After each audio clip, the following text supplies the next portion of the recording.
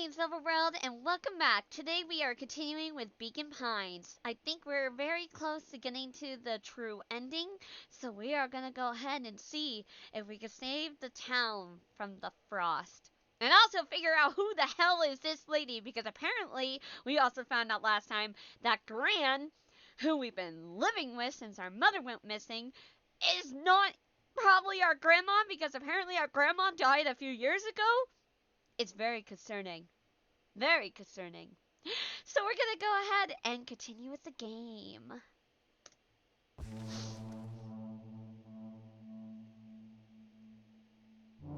Chapter 8. The Cold, Hard Truth. Beck leapt up, allowing the suction to yank her into the dark. Dimness eclipsed around her like the shutter of a camera, as she seemed to cover great distance in mere moments. Her only points of reference were glints of upcoming turns, which approached with frightening speed, only to carom her gracefully along. She heard the tinny, distant echoes of Rollo's glee.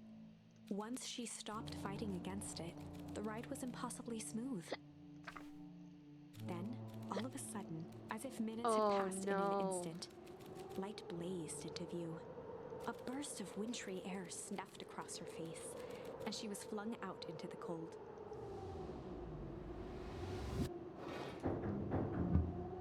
And as we found out last time, this is the original Beacon Pines.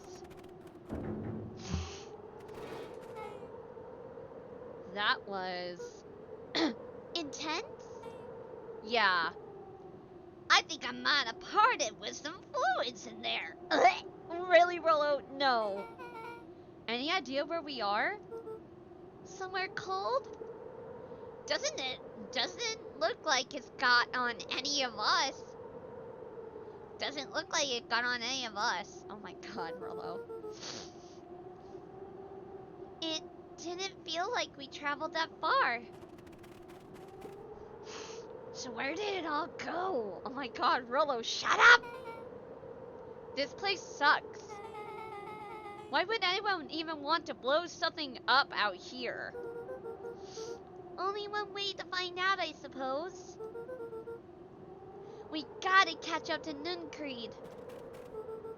I think he went this way. Alright, before we do that though. The dad scream! Ah! I'm still emotional!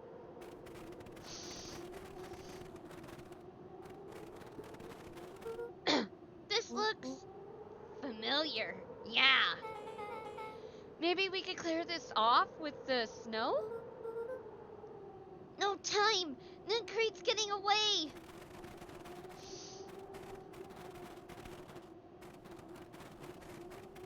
Hold up. Okay. Okay, this is starting to feel really familiar. I may not be the most well-versed on all things Beacon Pines, but this does look like some sort of frozen replica of town. Ah, I got it!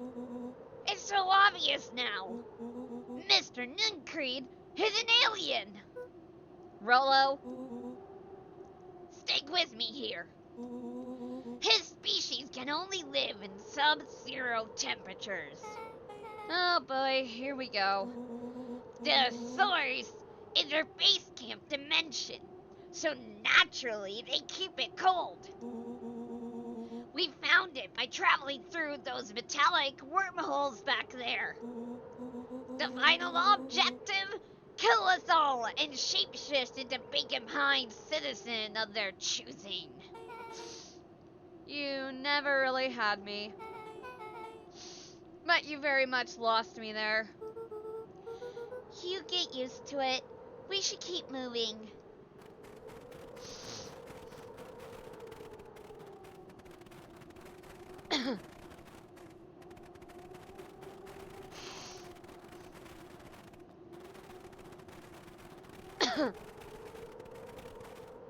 As they rounded the corner to the frozen town square, they spotted Mr. Nuncreed inching cautiously toward a pit at its center.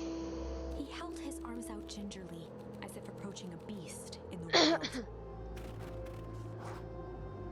Upon closing the distance, Luca recognized what Nuncreed was after. Gran stood confidently at the edge, one arm outstretched over the abyss. Nearby, a wheelbarrow had been emptied out. She held a lit torch, which flickered in the bitter wind. Uh-oh.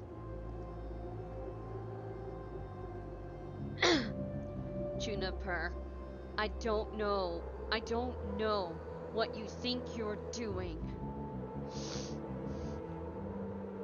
But I assure you, this is not going to solve anything. If you drop that, you've doomed this whole town. Oh, it wasn't me who doomed this town. I've been watching you, Joseph. I know what you've done. You and your co-conspirators. Grant? What's happening? Luca, you and your friends need to leave right this moment. Mr. Nuncreed turned back toward the kids, desperation in his eyes. Listen to your grandma, Luca. This is between me and Juniper. Rollo and Beck held steadfast in awe. Luca approached closer. Mr. Nuncreed spun back toward Gran, his voice growing louder. You've got it all wrong, Juniper. Just hand over that torch. You don't understand what you're doing. How could I possibly trust you to do the right thing? Walt told me everything. He trusted you, and you betrayed that trust. Luca, did you know that this man's entire life is a lie? If it weren't for him, your father might still be alive. Mr. Nuncreed winced with anguish. His voice hardened. That's not true! They both now yelled, not to each other, but at fate itself, making their peace with long-held burdens. The wind howled with encouragement. Walt was like a brother to me. We just had different ideas about how to affect change. Very convenient that your way just happened to line your pockets. Now that's not fair. They menaced at each other, both catching their breath. The moment balanced on a knife's edge. Amid a blur of emotions and memories, Luca's mind flooded with questions. The wind calmed, as if to give him the stage. And in the stillness, he began to weep. And in the stillness, he began to weep. It was all just too much. Falling to his knees, Luca whimpered. The tears crystallized as they hit the snow. Gran stared at Luca for a moment with warm sympathy, remembering why this was all necessary. This'll all make sense soon, Luca. Then everything can go back to normal. I promise. She stiffened up and brandished the torch at Mr. Nuncreed.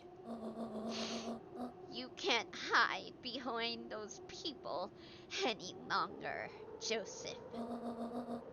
Once their precious source is destroyed, we'll see where their loyalties fall. Juniper, don't! Ignoring his final plea, Gran flung the torch into the deep darkness. She smiled and exhaled in relief. Mr. Nuncreed moaned in resignation. The torch echoed as it ricocheted down the hole, punctuated with a thunderous thud. You see, Joseph, I've learned one very important lesson in life. If you want things to change, then you must be willing to. Before Gran could finish, the ground shook her to silence. Oh god, they're all dead. They're dead! Oh god, they're dead! Gran only had time to spin around and run to Luca. Her attempt to shield him, an honorable but trifling act. Unflinching love, pitted against an unthinking horror, there was no contest. Her warm embrace froze in an instant. They're all dead! That is where they remain, fixed in place, forever. And so, our story ends on this melancholy scene. In a town brought low by its secrets, sits the frozen statues of a misguided band of meddlers. The end. Well, that was dire. On the bright side, we finally figured out where all the ice is coming from. Now, we just need to find a way to deal with a mystic, unfathomable force of nature. Fire and ice. Okay, but really fast, can we talk about how cool, like, all these art sketches are for, like, each of the things? Because, like, oh my god. They're so good. Ah, they're so good. Anyway, we gotta hum. Hum. And in the stillness, he began to hum. After the death of his father, Luca had trouble sleeping.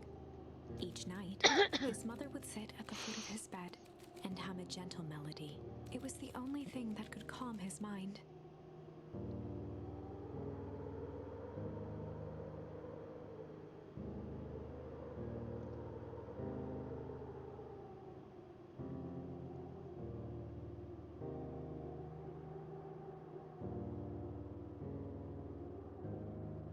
Sorry. Just trying to make sure my stream was acting very weird. I'm hoping it's not having a stroke on me right now. The only thing that, however briefly, could make it all seem okay. That melody pervaded every memory Luca had of his mother. Shivering in the raw snow, he began to hum it out loud.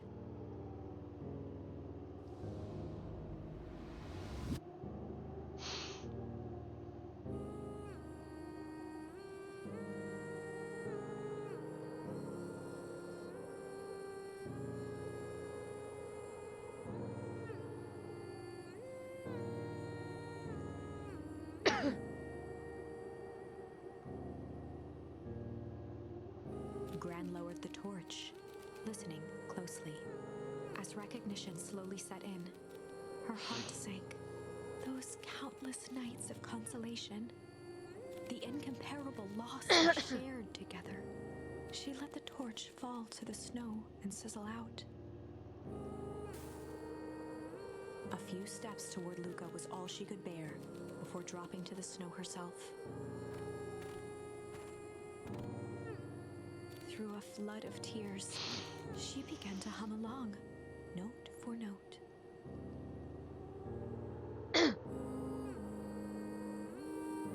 Aww.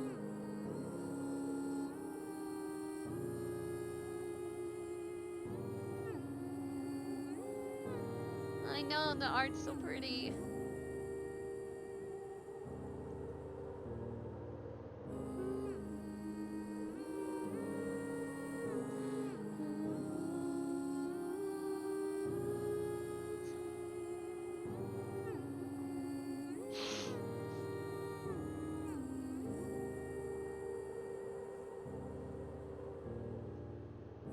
Luca lifted his head in astonishment.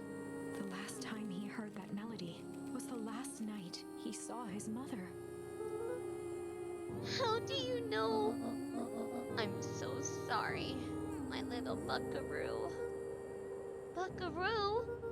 The only people who call me that are my dad and your mother. Oh my god, it's his mom. Luca blinked through blurry, watery eyes, trying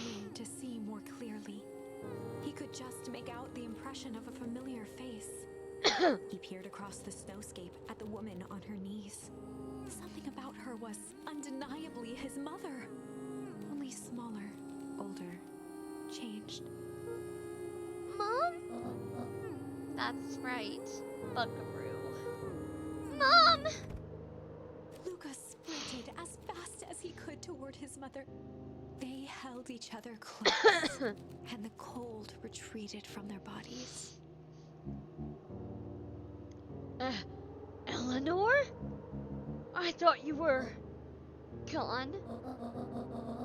You should have known.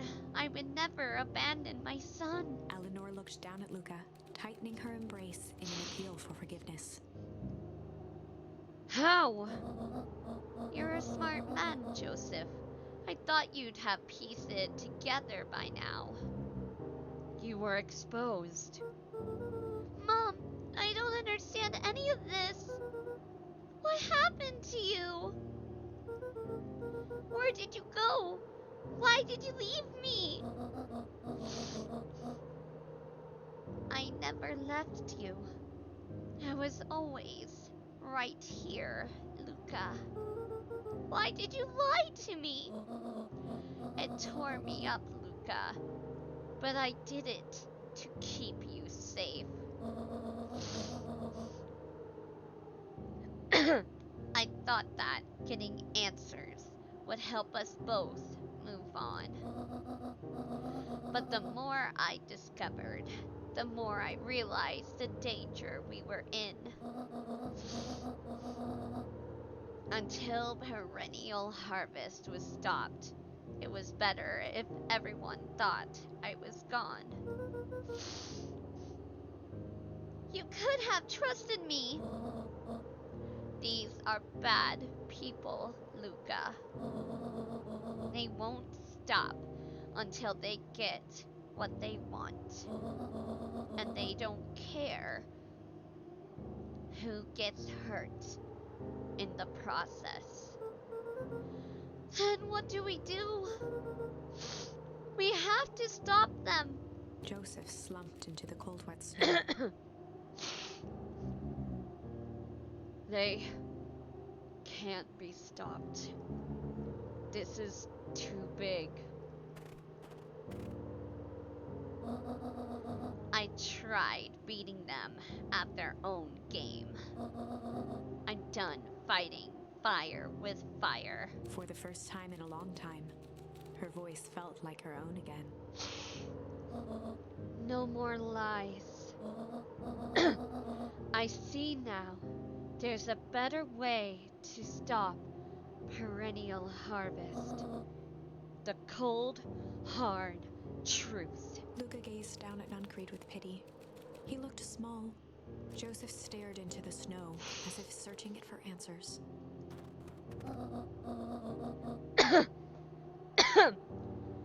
Come on, everyone. We've got a party to crash.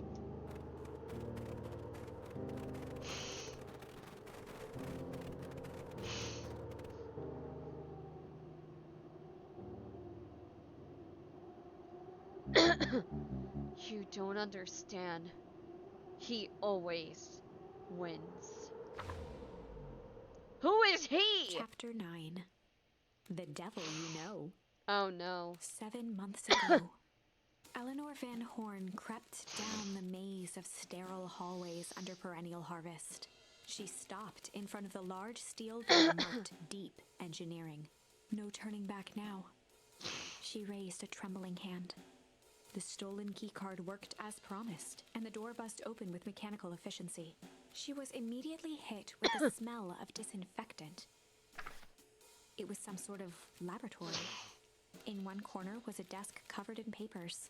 Across the room stood a tall metal pod with hoses protruding from its base. She rushed to the desk and began shifting through the piles of papers. They were experiment reports on something called Tempus Liquamen. Oh no. There were dozens of them. Every one stamped failed. Eleanor heard the sharp echo of footsteps approaching.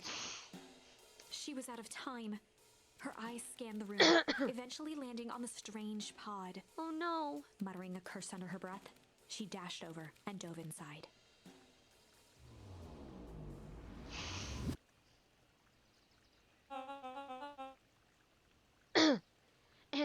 that is what change is all about.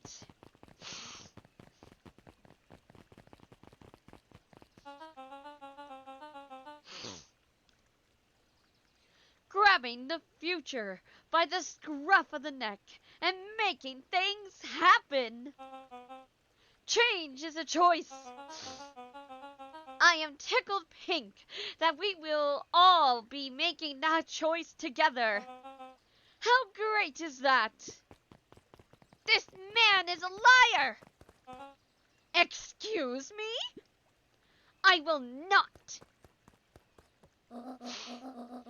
This town has a dangerous secret, and perennial harvests only exist to keep it hidden. Nonsense! They picked up the whole damn town and moved it right under our noses. You aren't making any sense, dear. Mr. Kerr addressed the crowd with a sarcastic tone. Imagine such a thing. It's absurd and just plain impossible. They promised they could fix the foul harvest. They told us they would clean this place up. We just had to leave town for a few days. But while they had us evacuated, Miss Hartford, I'm afraid I'm going to have to ask you to. You're afraid of a lot of things, aren't you?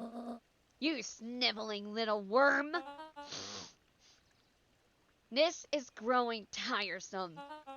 A little help, please. Don't you all see? This festival is a sham. An excuse to have a whole town gather in one place. They're planning something awful. I don't know what, but these people are wicked. Don't listen to her. She has absolutely no proof. I am the proof. I'm Eleanor Van Horn. Whispers filtered through the crowd. Well, aren't you just sneaky as the dickens?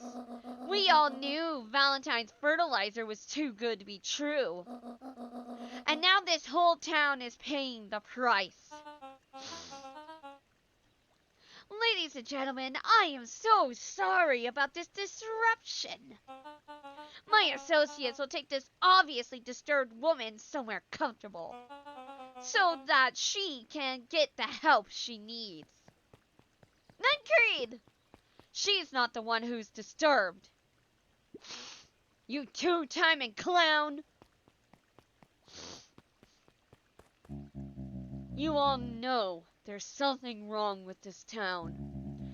It was just easier to look the other way. The truth is,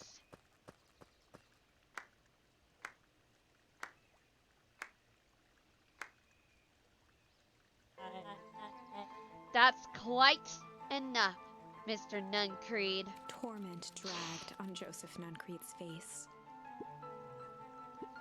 Yes, sir. Oh my god, the little kid is the leader? Oh my god, it's not a kid at all. It's a grown-ass adult. Take them away. No, I want them to see this. The ever-temptatious Eleanor Van Horn. Eleanor Van Horn. You've been quite the thorn in my side. Like a weed that's burrowed in where it doesn't belong. I must confess, you look dreadful. He paused for a moment, plucking a piece of fuzz from his sweater and discarding it to the ground. Consider yourself in rare company. You've managed to pull one over me. It won't happen again. I knew you had some sort of plan to disrupt our little party. But alas, I expected something a bit more impressive than incoherent rambling. No matter, your failures are yours to bear. Mr. Kerr. Yes, sir! It's a shame it was cut short, but I thank you for that rousing oratory. I will take it from here. Yes, sir. Of course, sir. You have done quality work for me, William. You can look forward to the recompense we agreed upon. Kerr gave a bow of deference. Founder, you are most gracious. Gasps rippled through the crowd. Thankfully, we can dispense with the formalities from here on out. Solomon pulled a glass vial from his pocket.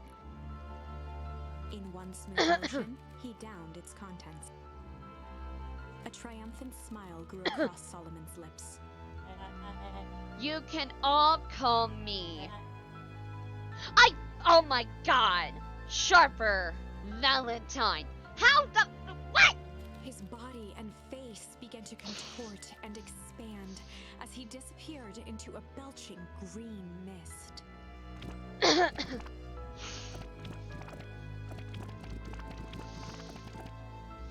A hushed horror gripped the crowd. Oh my This god. is a story about change. What? No! So you didn't see that coming. Good. Sharper examined his new hands. Well, this is quite the improvement. Everything looks so much smaller now. Eleanor was right about one thing. This festival was a ruse. I wanted you all to witness my glorious return with your own eyes. Why does everyone look so downtrodden? This is a celebration, people! Maybe it would help if we set the mood. Mr. Kerr, be a dear and reveal the sign.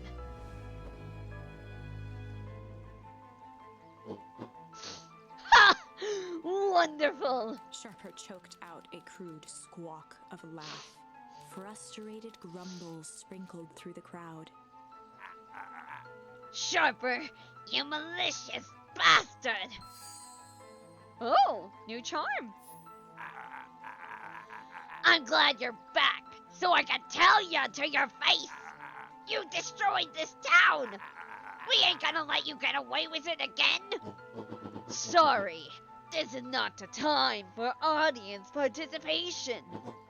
Some assistance, Mr. Kerr. William Kerr gave a subtle nod to the clipboards. You coward! No! Does anyone else have something to contribute? A helpless quiet settled over the crowd. I thought so. Did you all truly believe you could be free of me? A town of complete and utter fools! You people should be celebrating my return. You're clearly lost without me. And that leads me nicely to my children. Daddy? Oh, he's gonna do something bad. He's gonna be doing something bad. I gave you both the greatest gift a parent can give. The opportunity to prove yourselves in my absence. Squandered! To say I am disappointed would be an understatement. But Silence, Augustus! An adult is speaking! I don't know which is worse. A son who is completely hopeless. Or a daughter with such potential who inevitably lets me down. Eris, you fail me with admirable consistency. Thankfully, I was counting on it this time. Father, have been wasting time, my dear. What have you accomplished? I was focused on cementing our legacy. Legacy? Who needs a legacy when you can just live forever? But what about... It's alright, kiddo. I'm afraid you suffer from a complete lack of imagination. There's just no helping it.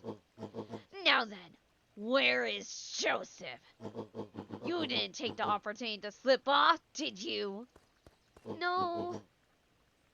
Ah, there he is. Everyone should give him a hand. None of this would have been possible without Joseph. I think you've said enough. Oh dear. Nonsense! The people deserve to know how helpful and loyal you've been. I only did what I did because he left me no choice. You always had a choice, Joseph. You were simply too weak to take it. No matter. Cheer up. You are about to be rich beyond your wildest dreams. You should follow Mr. Kerr's example. When I found him, he was he was in a sorrier state than any of you. An aging actor desperate to recapture his youth. He played his part, and soon he'll be able to play the leading man again. Forever, in fact, if he remains loyal. That goes for all of you. Well, those who haven't already frittered away my goodwill. Beacon Pines is mine again, and I am willing to share its spoils in exchange for absolute loyalty. Are you saying William Kerr was never in charge of Perennial Harvest? Ha! You think that puffed up blatherskite could have accomplished all this? Dawn, I suppose it's time for your big exclusive. Sharper addressed the crowd with indignant pride. He'd planned this moment for so long that now, at the deed's fruition, it almost felt frivolous. You see, I needed a figurehead to hold things down while I orchestrated my return. Someone to misdirect, lie, and blick this town for a spell. So I invented William Kerr. Take a bow. You've earned it. Mr. Kerr flourished a preposterously elaborate bow. Patrick C. Montesquieu, thespian extraordinaire, at your service. Founder, I just want to thank you again for this opportunity. It truly was the role of a lifetime. Wait, so this Bill Kerr was Pat C the whole time? Now that your secret is out in the open, what's to stop this town from rising up against you? Oh, that's the delicious part. Fear. Thanks to our clipboards, I know what each and every person in this town fears most. And I will make those fears manifest for anyone who steps out of line. The choice is simple. I'm not afraid of you. Ha! The young hero. I've kept a keen eye on you, boy. You and your friends made a habit of disrupting my plans. What a pity if things would have gone a bit differently. You might have had your moment of triumph. But that's fate for you. You can't do this. Oh, but I can. I have won. Never underestimate what a great man can do, given time. And now, Time is my plaything. Perhaps the most expensive thing I ever bought. But well worth it. Sharper coughed one final laugh and cracked his knuckles. Enough chit-chat. Let's get to work, shall we? And so, Sharper set about remaking the town in his own image. The fertilizer factory soon reopened for business. Sales rose steadily as more and more farmers across the countryside began to swear by its miraculous properties. Beacon Pines became famous. A secretive town that, for the right price, shared its gifts with all. Gifts that became more and more necessary in a world where winters grew longer and longer. The end. This is wrong, but things are becoming clearer now. I mean, we got a new charm. You can feel it, right? Yeah. We can't let Sharper win. Hell He no. might just be the key to this whole thing. Let's see. Alright, where can I use it? Ah! Malice! I knew there had to be another scene. There was a malice lurking behind those There eyes. was a malice lurking behind those eyes. Like a trap ready to spring. Luca felt the weight of Nuncreed's hand on his shoulder. Something wasn't right. He didn't know why, but something was telling Luca to get out of there. I just want this to be all over. Of course. I'm sure it will all work out soon enough. I should get going. I told Roxy I'd check for Rollo at the treehouse. Luca twisted free of Nuncreed's grasp. Of course. Luca, you know your dad and I were good friends back in the day. You could come to me with anything. Yeah, clearly you made that not the case in the last time when you fucking shoved us in there and said, and basically tried to dispose of us. Fuck you! Anything at all. Run! Ah! Fear! Okay, nope. Okay. Fear! Run away! Run away! You.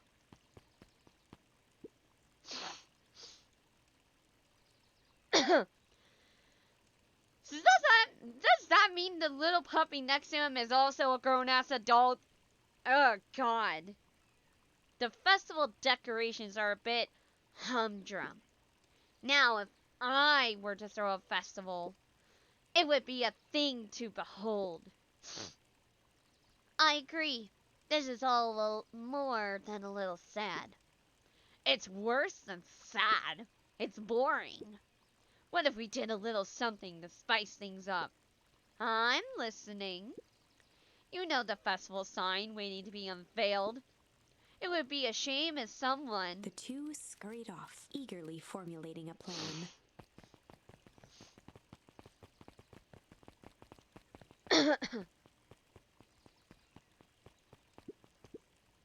He looked down and muttered in a gruff voice. Mama always told me my problems would look smaller once I grew up, but my problems always seemed to grow right along with me. Heavens, I sense a big trouble ahead. Ouch. Alright, to the treehouse. Identify yourself, please. Nellie Modwell. I work here now. I am unable to locate you on our staff roll. Oh, I don't officially start until tomorrow. Mr. Kerr said I could come in early tonight to get a few things done. Hold, please. Clearance authorized. Thank you. Our harvest awaits. Whoa! You could get a wrench to the noggin sneaking up on a guy like that. Don't scare a man while he's drunken, Sonny. Evening, Geoff. Isn't it kind of late to be junkin'? I might as well ask the same of you. Find anything good? Ever since Perennial Harvest moved in, even the junk is trash. You can learn a lot about a person by looking at what they throw away. With this bunch, it's all shredded paper and coffee cups. Well, I'd better get going. I didn't see nothing that you didn't see nothing. See what? Exactly.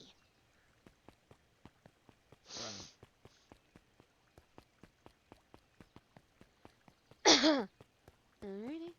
To the treehouse. Let's see, do we have any new words?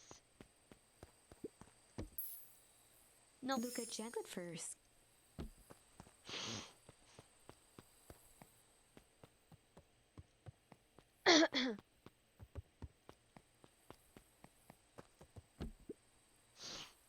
Rollo? He aired a long holler into the woods. Rollo!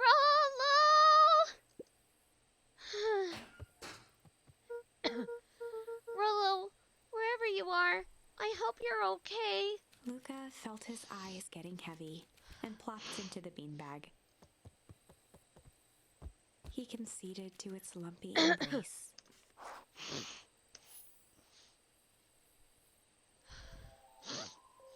Once again, Luca found himself in a vast black expanse. This time, he knew exactly where to go. He took a single confident step forward. The world flickered and pulsed. He found himself standing in front of the frigid air of a blazing campfire.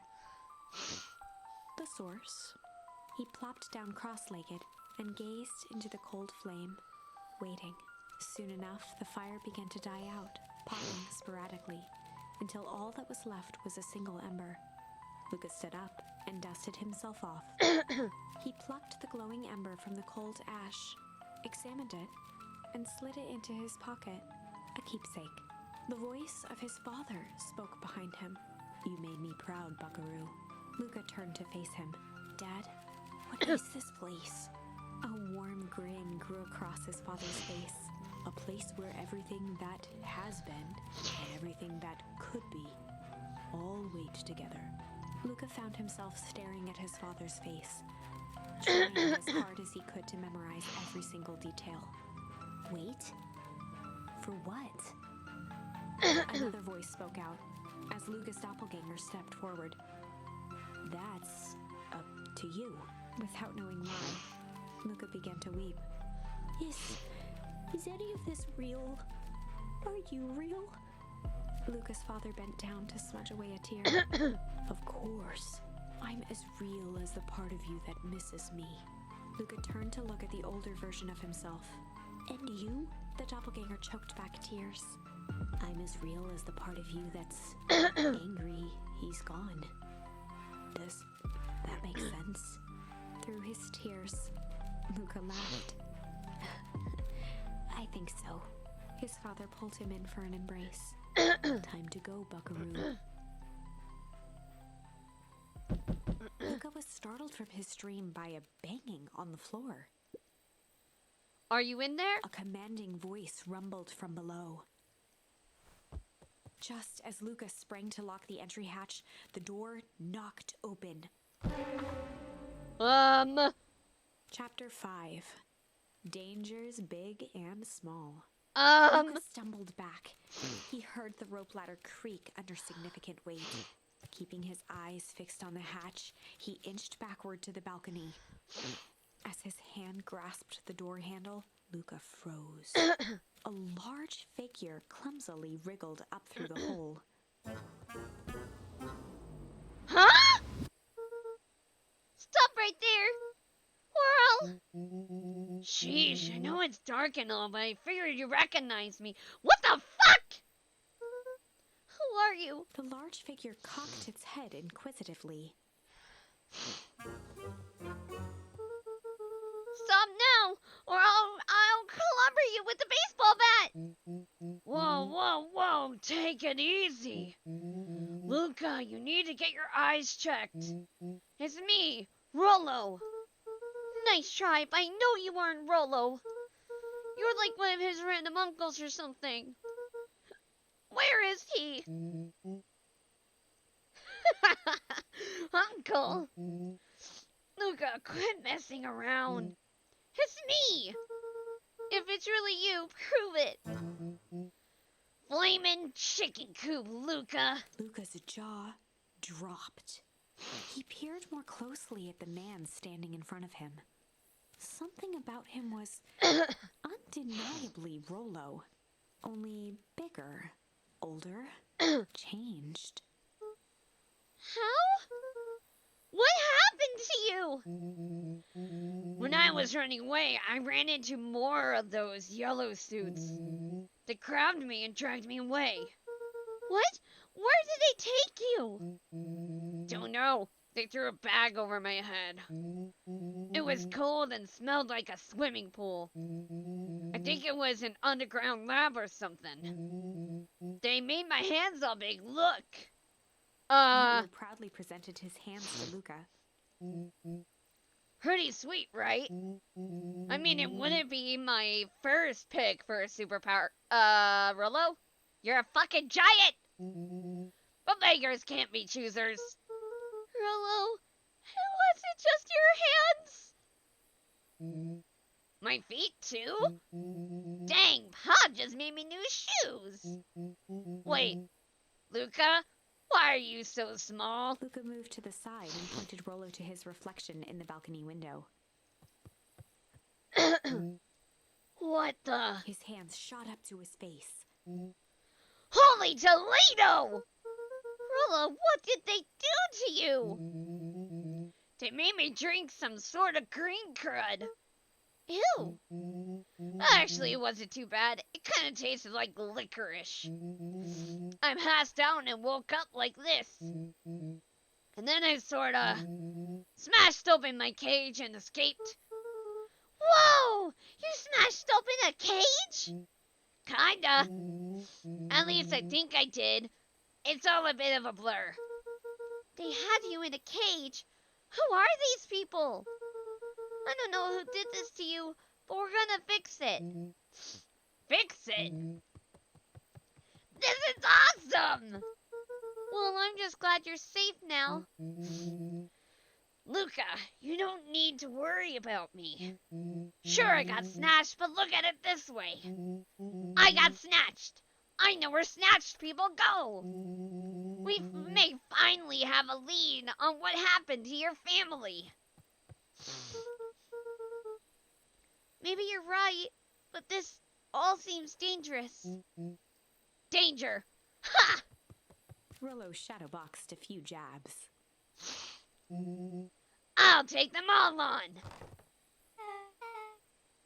Hey, fellas. What's up? With a yelp, Rollo dove behind Luca. Ah! Take cover!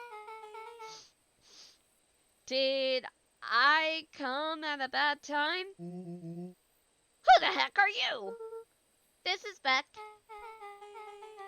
Sorry, something truly bizarre just happened and I need help. I didn't know where else to go. So you're just hanging out here with your large adult friend? No. This is my buddy Rollo. This is your missing friend?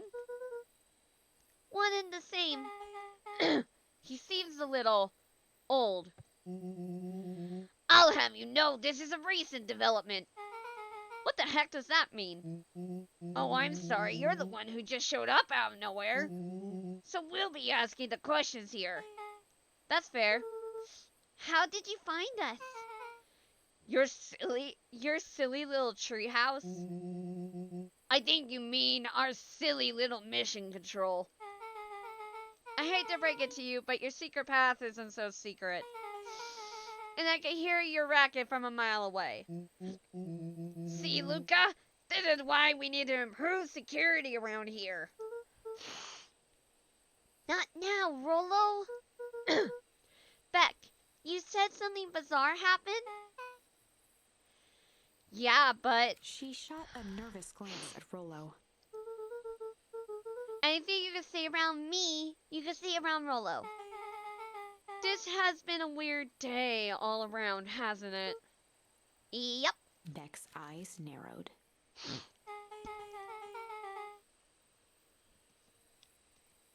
Okay. So it all started when I made it back home. My first order of business was to try and salvage my hair. So I dyed it with some stuff from my chemistry set my mom gave me. Why the fuck?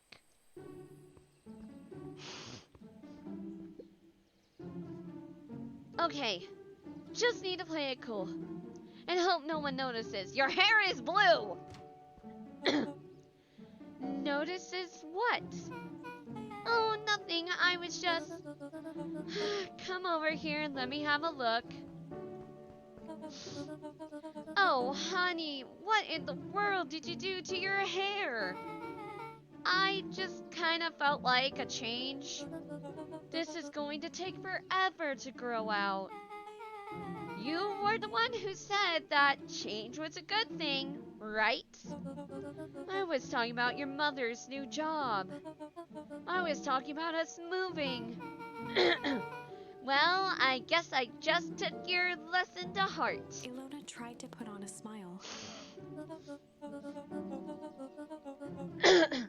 Before I forget, I came up here to tell you that Nellie had to go into work.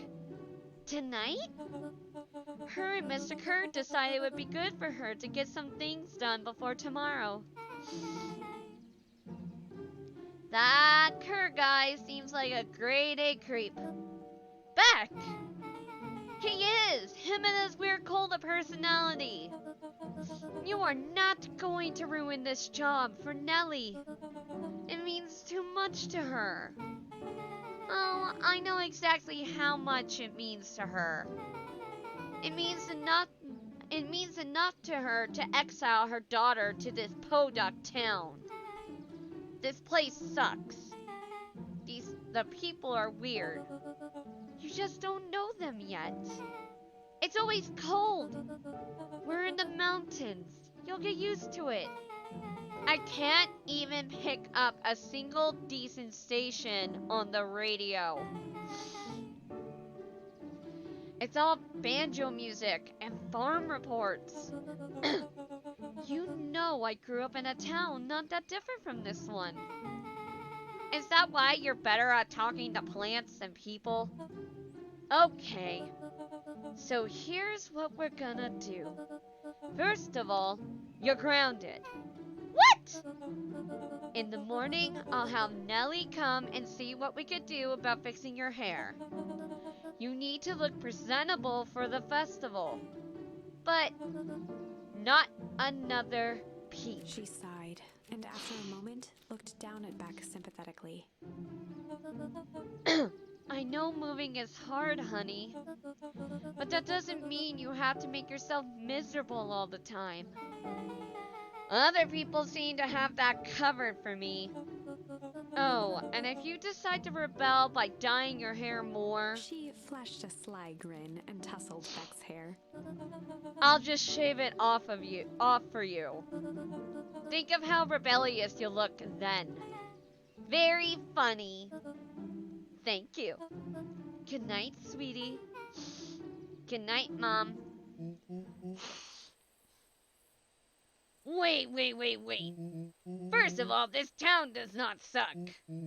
Second, you need help because you got grounded? No. I'm sorry you got in trouble. It's my fault your hair got screwed up in the first place. Don't worry about it. I actually kind of like this look. Great. Can we get back to the story now?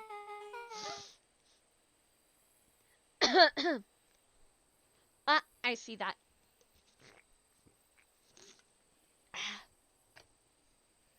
Hydrate complete. Thank you very much for redeeming that. My throat was killing me.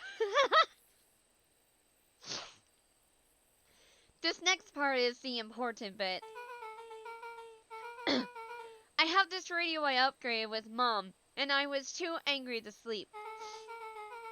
So I tried to dial so I tried to dial in something worth listening to.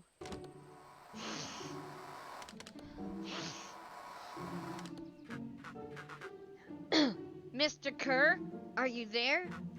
Mr. Kerr? Yes, I'm busy. What is it? Apologies, I have the founder on the line. Patch him through immediately. One moment. Hello, sir. It's so nice to hear from you. Skip the pleasantries. What's your report on our new lead researcher of deep engineering? Nellie Modwell seems to be integrating nicely. At this very moment, she's working to help us meet our deadline. She offered to work overtime because before I even had the chance to suggest it. Excellent. And you have faith that she's capable of finishing the work left by her predecessor? Her work must be complete before the festival. I will make sure she stays day and night until it's accomplished. Good. You know how I feel about loose ends. Yes, sir.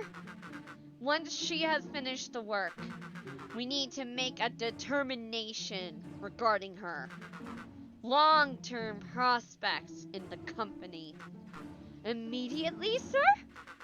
I usually have more time to fully bring people into the fold. We are in the end game, Bill. And after your failures with Dr. Prescott, I can't afford to take any risk. Of course, sir. No loose ends, sir. Once she finishes the work, she will either leave the office completely committed to Perennial Harvest, or she won't leave at all. Oh, fuck. Perfect. Sir, if I might suggest, maybe we should delay just for a bit. Oh. It's just, we seem to be rushing to hit this festival deadline. And rushing into things has caused some issues in the past. I see. Please understand that I just want what's best for you. I'm eternally grateful for all that you've done for me. Bill, I'll make this very clear for you. I brought you in to make things run smoothly, not to have opinions. Of course, sir. Chin up, Bill. You are only a few days away from having everything you ever dreamed of. Yes, sir? Thank you, sir. Whoa. Yeah. Just so we're clear, when they said loose ends, they were talking about murder, right? Like actually killing someone. Capital murder. Luca gave Rollo a quick elbow to the ribs. Who is this founder? I was hoping you guys would know. Nah, as far as we know, Kerr is the top banana of Perennial Harvest. He sounded scared of this founder guy. So we have an even topper banana on the field. What the hell is my mom caught up in? Has she talked about the job much? Not really. She said she was going to come in and continue the work of someone she respected. Luca, do you think that body at the warehouse was that person Beck's mom came to replace? That would make sense. Beck, it seems like Nellie's predecessor got, loose-ended. I'm getting that impression. Okay, so we need to get your mom out of there before the festival happens. That's 2 days away.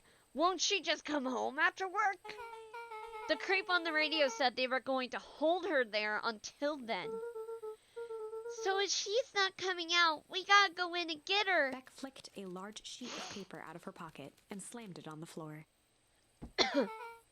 Maybe this'll help. You have blueprints? Well, it's really just a welcome map from my mom's PH orientation day. But it shows the layout. Sure looks like blueprints to me. Look, here's the reception area. There's a big room marked Founder's Office. It even has the exits marked. Guys! We have a deadline. We have an objective. We have blueprints. You realize what this is, right? Willow started to wiggle with excitement. I think we're heisting. This is officially a heist. Chapter 6. The Heist. They spent the night's end huddled around that small map, formulating a plan to infiltrate the headquarters of Perennial Harvest. It would be no small feat. A modern facility equipped with all manner of technology, not to mention the swarm of clipboards that would most certainly be scattered throughout. By the time the sun began to peek through the car window used as a makeshift balcony door, all were in agreement. This could just work. Heck yeah. The final day before the festival would be used to prepare. They'd need to pool every resource at their disposal, pull every favor in the thread.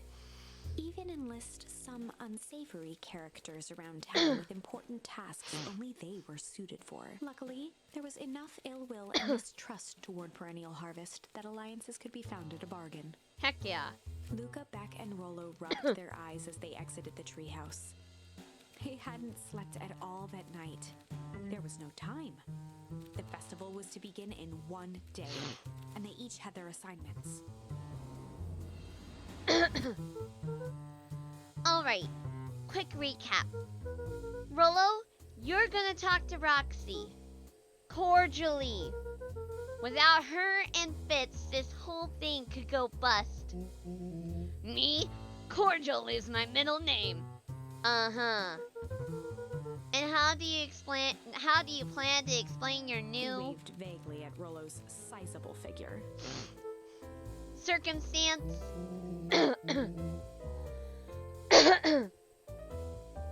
Bah, she'll be so happy I'm alive, she won't even notice. Beck snorted an involuntary giggle. And Beck, you're sure Iona won't just shoot this whole thing down when she hears it? She'll listen. Once she understands the danger Nellie is in, the danger we're all in, the plan will make sense. Okay. That leaves me with Geoff and Iggy. How are you gonna persuade them? I'll think of something. They each looked at each other with sleepy confidence and nodded. Well, Godspeed.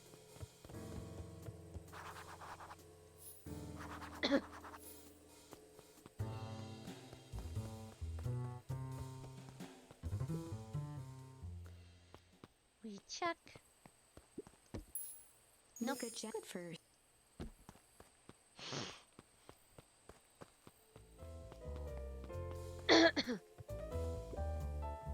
Huh, wow.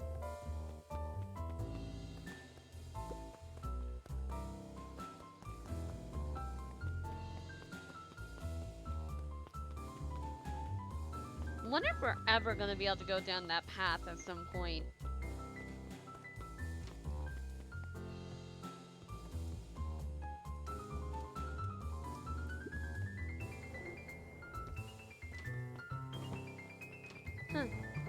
Guess Bran is out.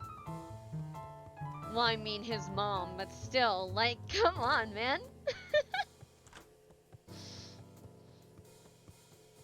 It's like he was out all night. How is she not worried fucking sick about him?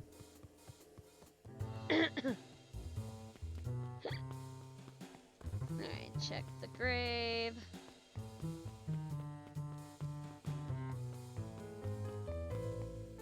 The sad fact that this isn't even the original grave! Ah!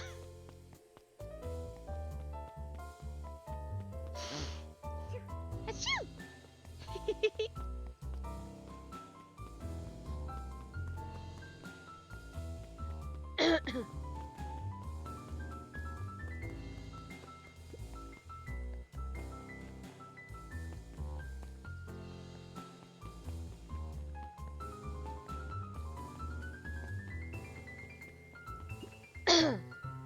Undaunted, he shook his head.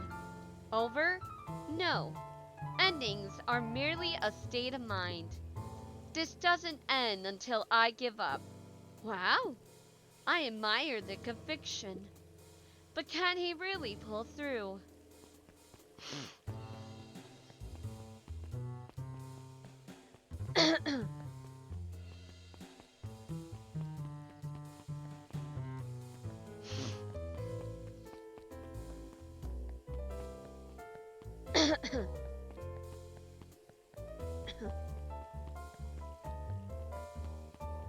Done. You ever wonder why an agricultural company employs an army of survey takers? The clipboards? They say they're just trying to make us happy. Do they want to make us happy? Or just figure out what makes us happy? An important distinction. True. Very true.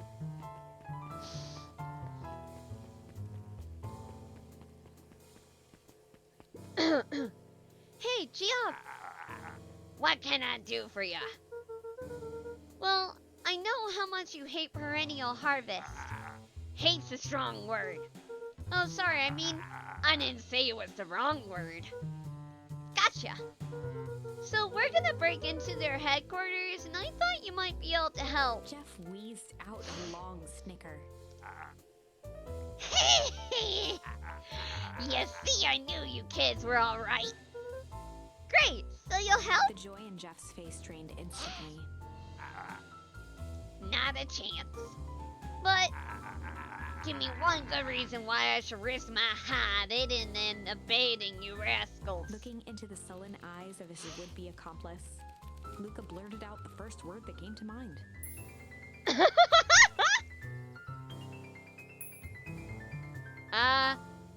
Junk. Junk!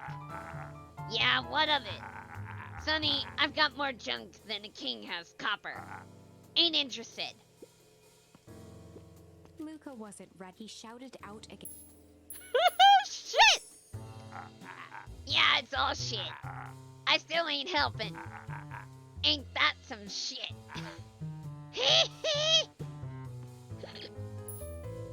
Hide.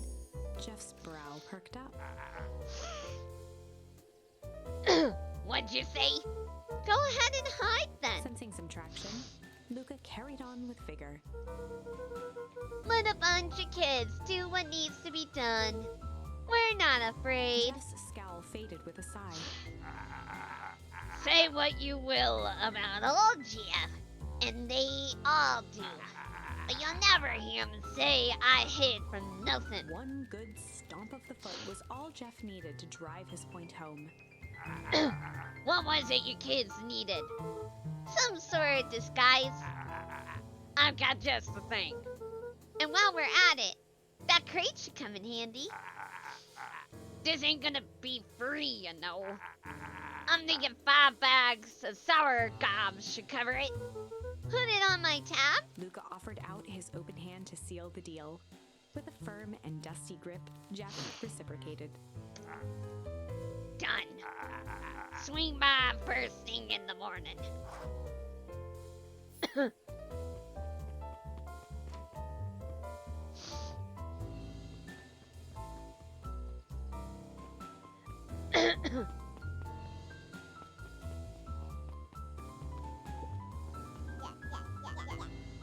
Hey, Tish, look who it is. Luca, are you here to try and tickle us to death again? Look, just hear me out. Iggy raised an eyebrow suspiciously. We're listening. Iggy, I know we've both been giant bags of shit to each other. Iggy gave a reluctant shrug. You're not wrong. But lately, life has been kinda strange, you know? Iggy considered the point. Things have been weird around here. So I'm offering a truce and asking for your help. What do you say we hide, pull,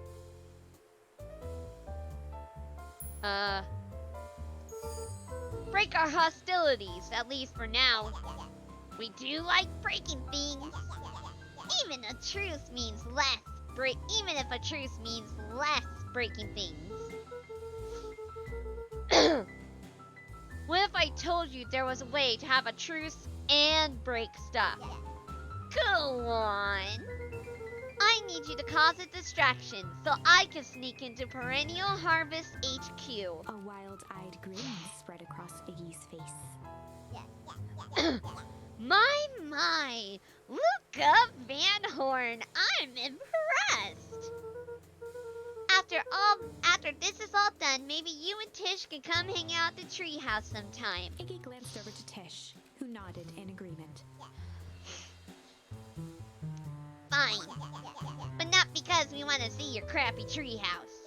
We just like to cause chaos. With a quick nod, Luca was off. Did you hear that, Tish? Iggy gazed up at Tish with a smile. He invited us to hang out at the treehouse. A single tear ran down Tish's cheek. I never expected this day to come. Aww!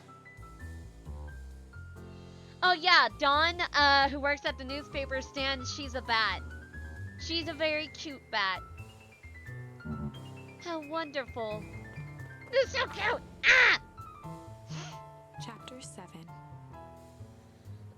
But yes, that was a bat. Dawn is a bat. She is a very cute bat. Into the hive. A good heist requires preparation. And thorough preparation takes time. Something they had precious little of. So far, everything was in order. Jeff, Iggy, and Tish all agreed to do their part. Beck radioed Luca that night with a simple and covert message. We are locked and loaded on my end. And Rollo, after a lengthy confession, managed to persuade Roxy and Fitz to help. He stowed away in mission control for the night to avoid attracting attention. Rollo, being uniquely suited for the role, would be the first to breach Perennial Harvest. The outfit provided by Jeff wasn't perfect, but a convincing disguise is 10% wardrobe, 90% confidence. Whoops. Rollo took a few vigorous breaths and shook out his arms. Just stay calm, Rollo. You can do this.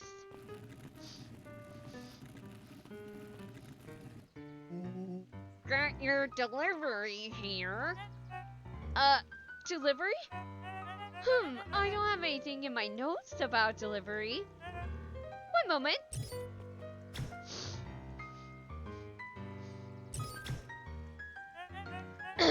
I'm so sorry, but there's no delivery scheduled for this morning. Right. He had to think quick. That's because this goes directly to the founder. He asked it to be kept secret. Rollo sighed, adjusting his tool belt. You know how the founder can be. I suppose we can leave this one off the records.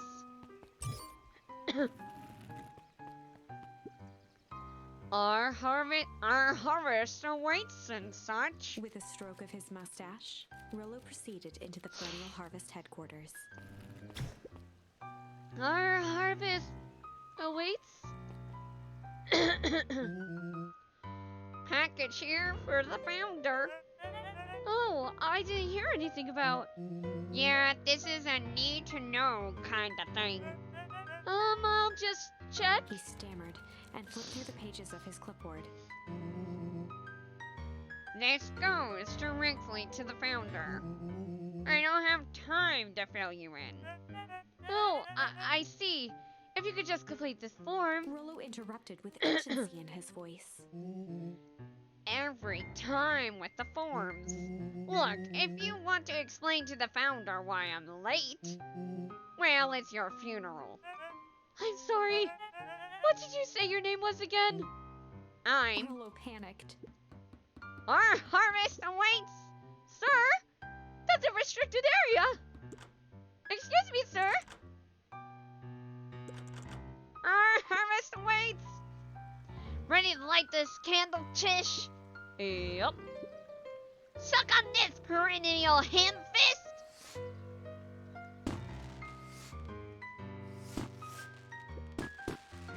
was The that? distraction was enough for Rollo to regain his confidence. Just open the damn door.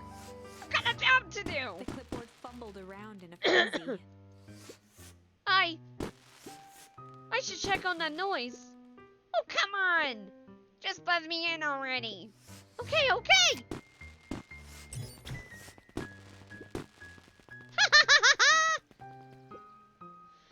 Phew. That was close. Our harvest awaits. Hey, I figure. When in doubt, stick with the classics. Well, that was a close one. But you pulled it off. Nice work, Rollo. Alright, everyone knows what to do? Yep, deep engineering is to the north. I'll go with Beck. In case she needs some muscle. I'll head east to the founder's office. You too. Be safe.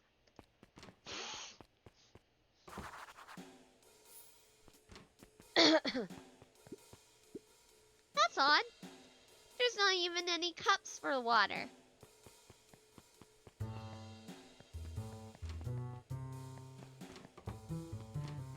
Look, I'm just curious. My curiosity will probably get me killed. A hallway to nowhere? What's going on here? Is this some sort of mind game?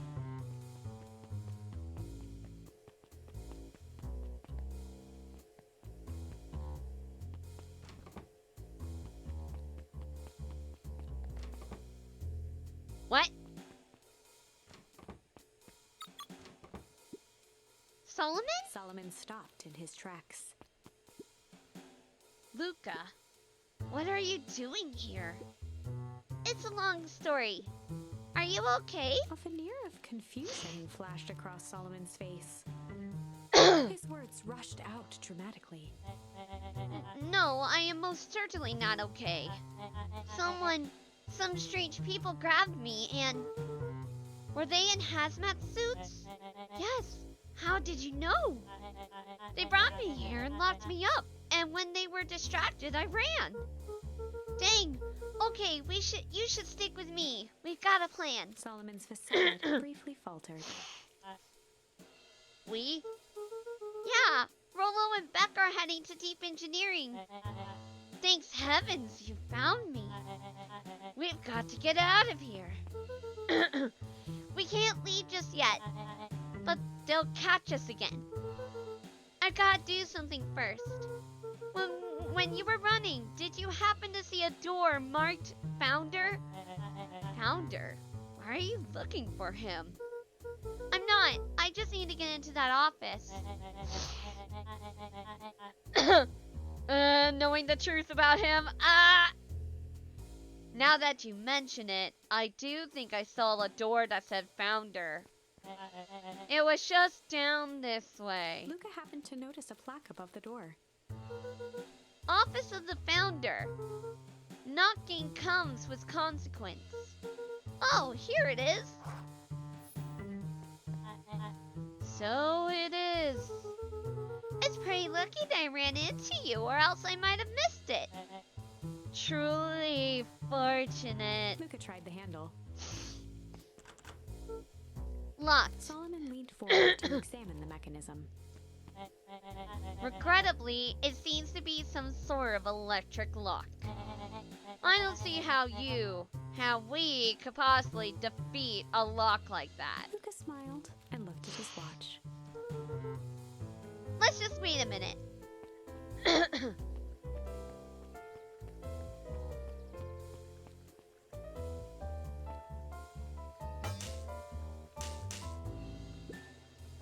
I don't know what sort of funny business you're up to, but I like it. She mimed a quick hat tip and ambled off with a whistle. Howdy. Good afternoon. The light on the keypad changed from red to green. How did you do that? It's good to have friends. Quick, let's get inside before someone spots us.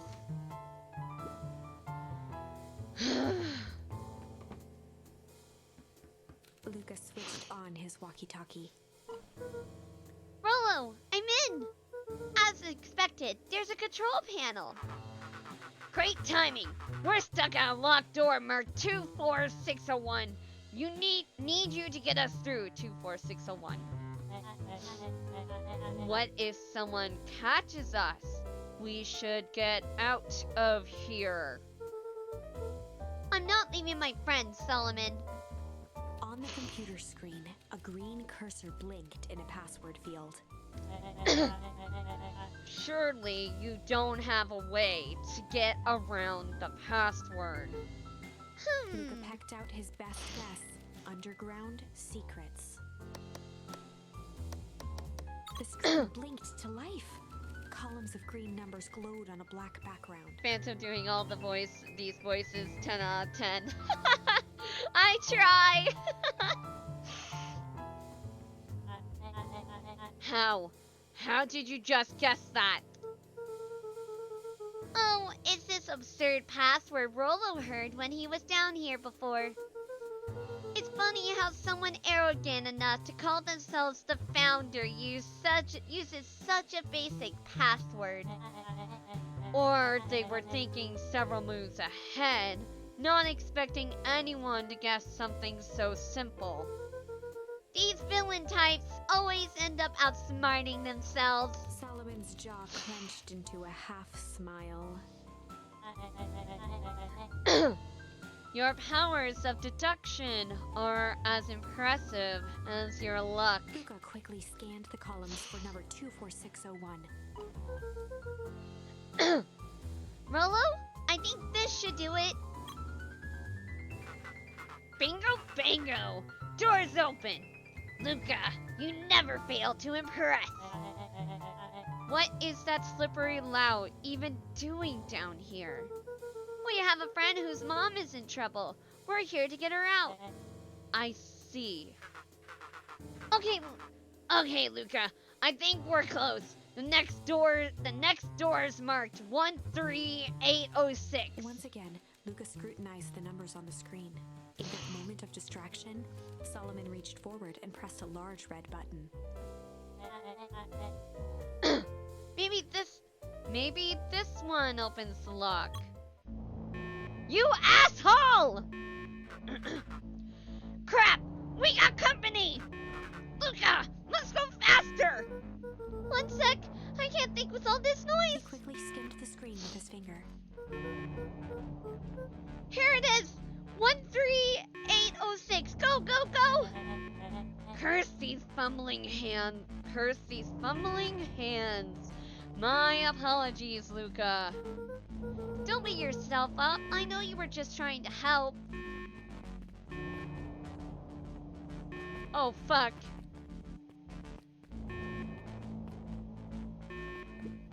Oh, man. No water cups. Rollo!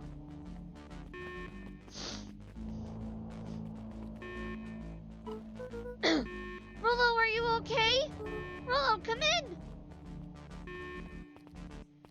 Mr. Kerr approached with a sneer and spoke into his walkie-talkie.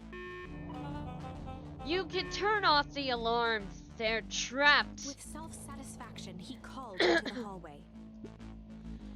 That, my dears, is a dead end. Nowhere to run. Rollo, where are you? Are you okay? Yeah, I think we lost him. Make our way back to Nellie's office. Okay, you two rabble-rousers are coming with us. Nope! Make a break for it! Hell yeah, Roxy! Did that little shit just kick me? Don't just stand there, after them! Okay, I think that worked. Roxy and Fist have them on a wild goose chase. I am having trouble following what just happened. like I said, It's good to have friends. Rillo, how long do you think Roxy can distract them? How long can Roxy keep someone so pissed off they can't see straight? Let's just say we've got time. Entering Nellie's office now. Mom! Oh, honey, what did you do to your hair? I thought you'd be happy. I finally used the Young Chemist lab kit. You sure have a knack for making me incredibly proud in the most frustrating ways. We need to get you out of here. We? Who is your adult friend? Oh, I'm not an adult. Ever heard of a growth spurt? I've had more of a growth spew. No, that's not possible. Nellie leaned over to examine his teeth. Substantial banding of enamel of the molars consistent with Tempest liquamine exposure. Is that what you call the gunk they forced me to drink? You drank it? Oh no. They told me it was only being tested on plants. Oh, Beck, sweetie, I promise I didn't know. Mom, what the hell is going on at this place? I was brought here to work on the discovery of a lifetime. A novel chemical compound was discovered under Beacon Pines in a wellspring they called the Source. They named it Tempest Liquamine. It pulls energy from the surroundings in order to fundamentally alter matter's relationship to time. It was the secret to Valentine's fertilizer. They harvested the source, infusing small amounts of Tempest Liquamine into the product. It works wonders, drastically accelerating plant growth. Crops would be ready to harvest in a fraction of the time. But it led to complications. The foul harvest! Perennial Harvest came in to clean up the mess to succeed where Valentine failed. But Tempest Liquamine is rebellious. Rebellious? You could think of it as a manifestation of change itself. It's volatile by its very nature. So the more you try to force it to do a specific thing, the more it resists, yes. I can relate to that. My role was to finish the work of my predecessor, Dr. Prescott, harnessing Tempest Liquamine to reliably manipulate an organism's age. Just imagine how many people we could feed. Mr. Kerr was very insistent that we achieve a successful result before today's festival. But you didn't, right? Nellie sighed. You know how much I love a good puzzle. I poured myself into the problem. It wasn't long until I discovered oddities in Dr. Prescott's notes. Oddities?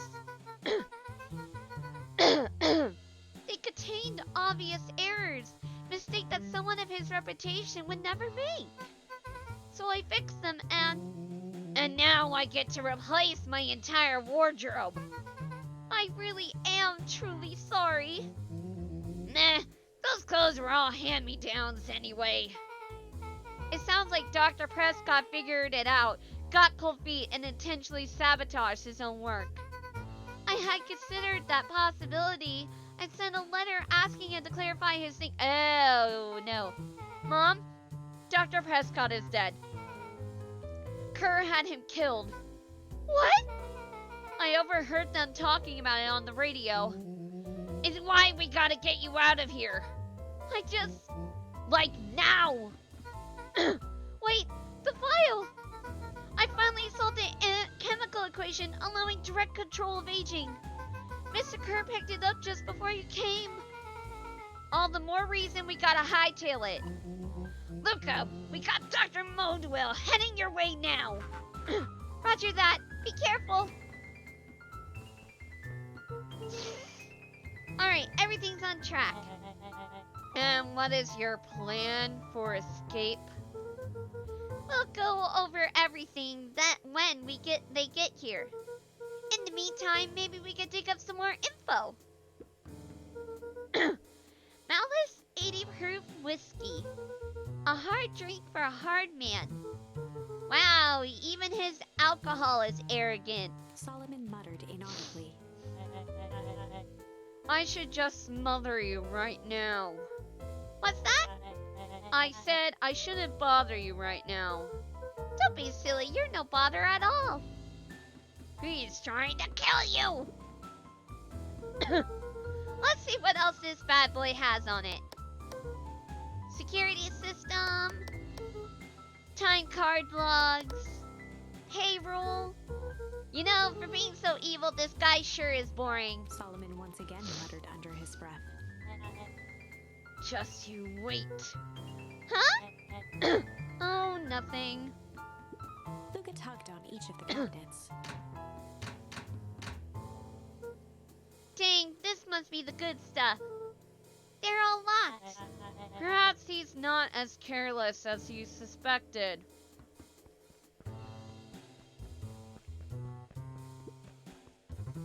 It looks like the founder was helping Kerr plan the festival. Why would such a secretive leader be obsessed with a party? Only time will tell. Luca held his hand up to the ashtray. Still warm. He must have been in here recently.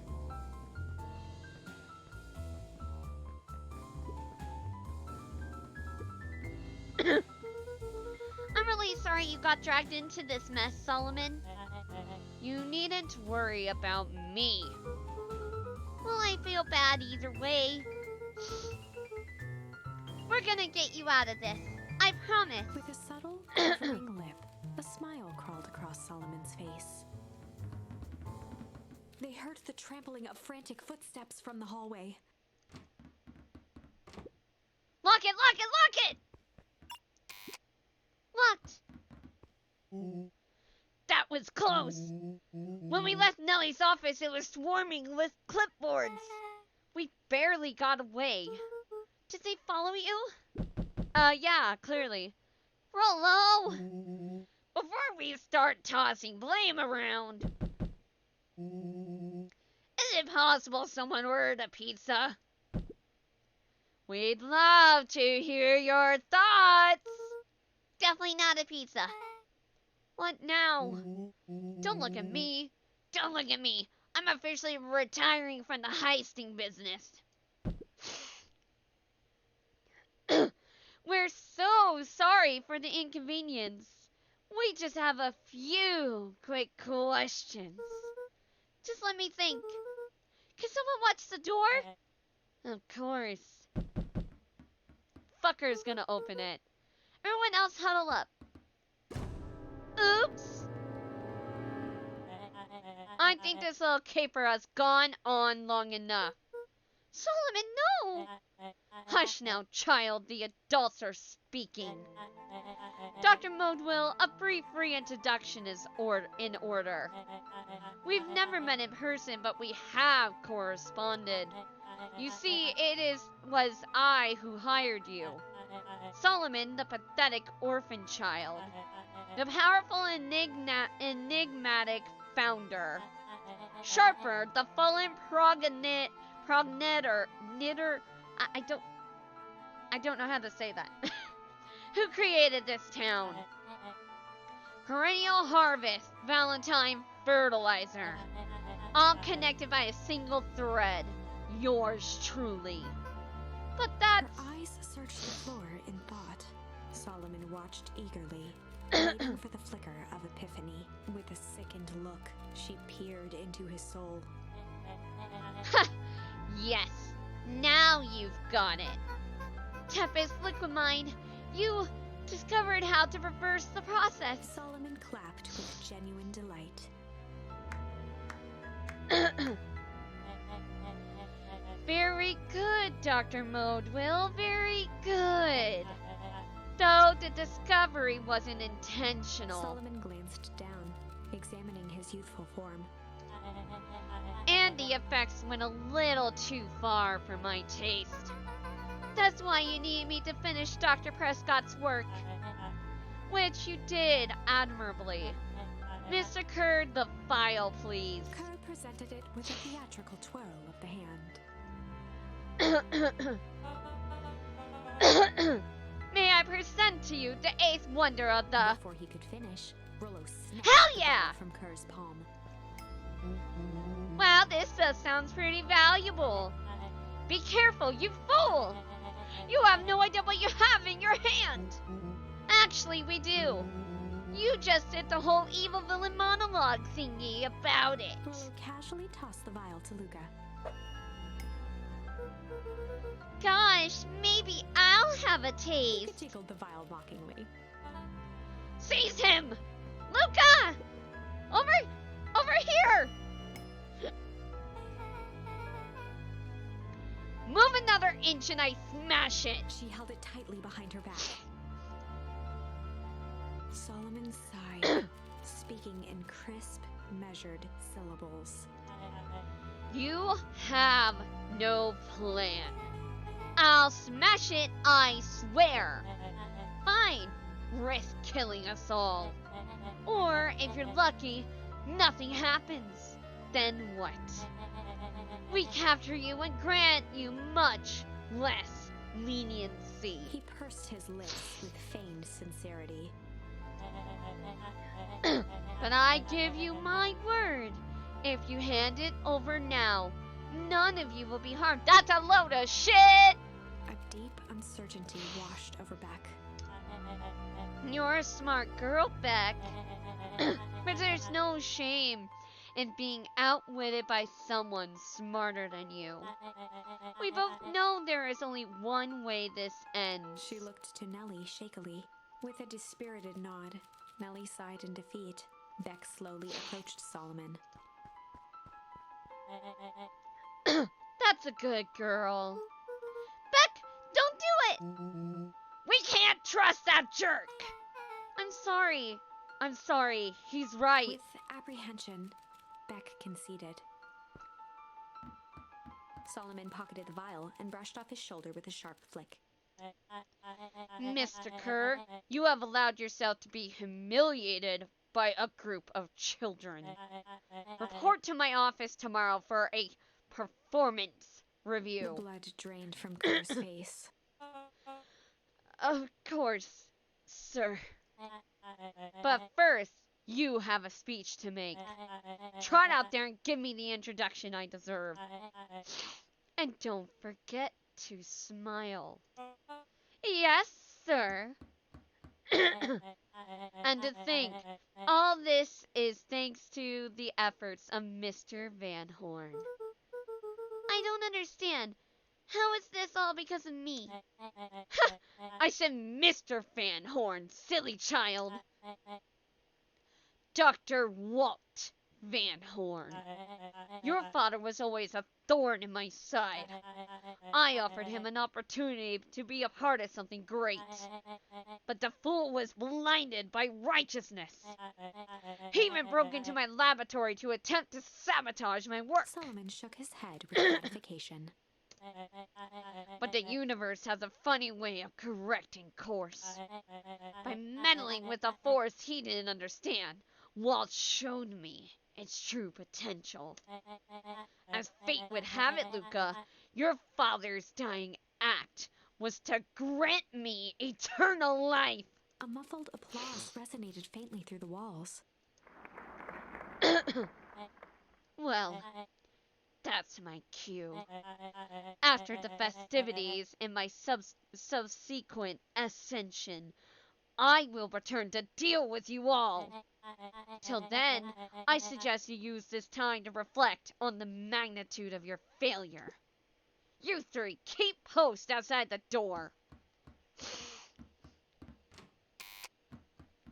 Well, crap. I can't believe Beck sold us out like that. I'm not sure she had any other choice. So what now? What's the plan? I don't have one. Of course you do. You always have a plan. Rollo, you just need some time. Rollo, it's over. We lost. Nellie was staring at the floor, deep in thought. Sorry, Luca. Give me a minute to calm my mind. Hey. I'm sorry, Luca. I did what I had to do. I know, it's just... we were so close. I've got a feeling that eventually Solomon will get what's coming to him. Time wounds all heals. Well, time seems less of an issue for him now.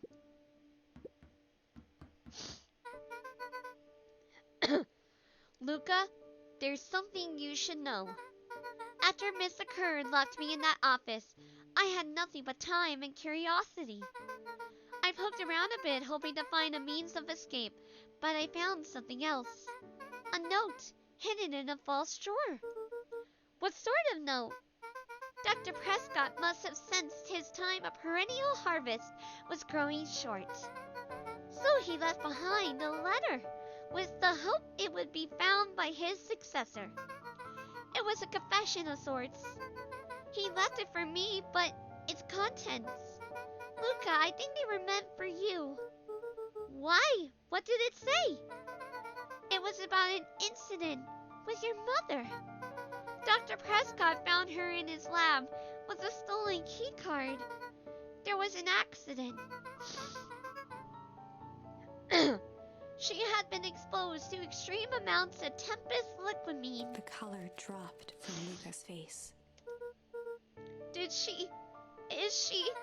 She survived. Dr. Prescott decided to help her recover. He no longer trusted Perennial Harvest, so he kept her whereabouts a secret. Over time, your mother led him to reconsider the purpose of scientific discovery. Science is often the vanguard of change, but that doesn't mean it's always right. He realized that no one should have control over something as powerful as time itself. I now believe that's why we began to intentionally sabotage his own work. And it cost him his life. That's a reasonable conclusion. Luca was overwhelmed with emotion. But if she's alive, where has she been? Where is she now? A sudden explosion sounded from the hull. Chapter 8. Comeuppance. Ears still ringing, Gran picked herself up off the ground. Through the dust and smoke, she looked over to see Mrs. Fratelli helping Hiram Tolliver to his feet. She'd had to beg, borrow, and steal to acquire those explosives. How many nights had she spent visualizing how she'd use them to make things right? And now, her one shot at destroying the source, that damned hole that swallowed so much of her life, was gone. Traded for this jagged hole in a wall and a foolhardy shot at rescuing Rollo. With Fratelli and Tolliver at her side, she stepped through. It was a strange feeling. The last time she'd stalked this maze of hallways, it was in a different body. They quickly rounded a corner to find a group of clipboards guarding a door. Aww. Something worth guarding is probably something worth seeing. She leapt forward, brandishing her cane. Her last chance at vengeance for things lost was truly gone. She would just have to fight to keep what she still had. Go away, you whippersnappers! Hey-ya!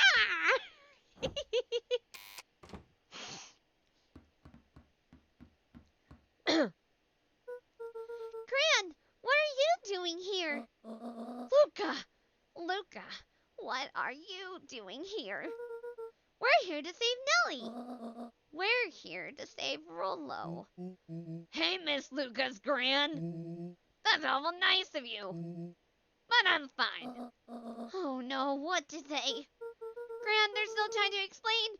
We have to go now. Come on, everyone, we got a party to crash. They made their way out from deep within Perennial Harvest, just as Solomon finished up his speech. Thankfully, we can dispense with the formalities from here on out. Solomon pulled a glass vial from his pocket.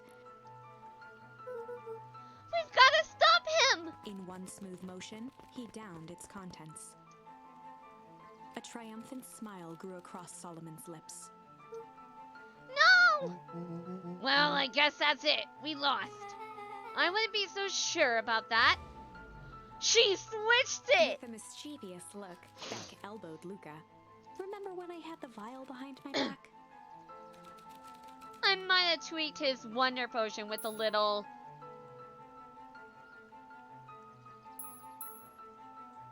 malice? I might have tweaked his wonder potion with a little malice. Malice? The whiskey from his office? Yep, dude had an unfinished glass on his desk. Figured his grow juice could use a little hair of the dog. You can all call me Sharper Valentine. His body and face began to contort and expand as he disappeared Into a belching green mist.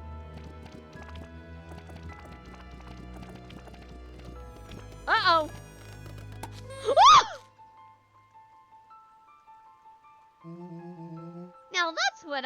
Now that's what I call 80 proof whiskey. Damn, dude. The crowd gazed in stunned silence at the now empty stage. The quiet was broken when William Kerr sprinted off stage and into the distance. He was never seen around Beacon Pines, or anywhere else for that matter, again. Watching the silhouette of Kerr disappear over the horizon, Luca began to laugh. First, a low chuckle that became uncontrolled, heaving laughter. Through his tears, he was vaguely aware that the crowd had begun to laugh with him. The end. That was unexpected. Perhaps a bit of an absurd ending for my case. Who am I to say? I'm only writing the damn thing.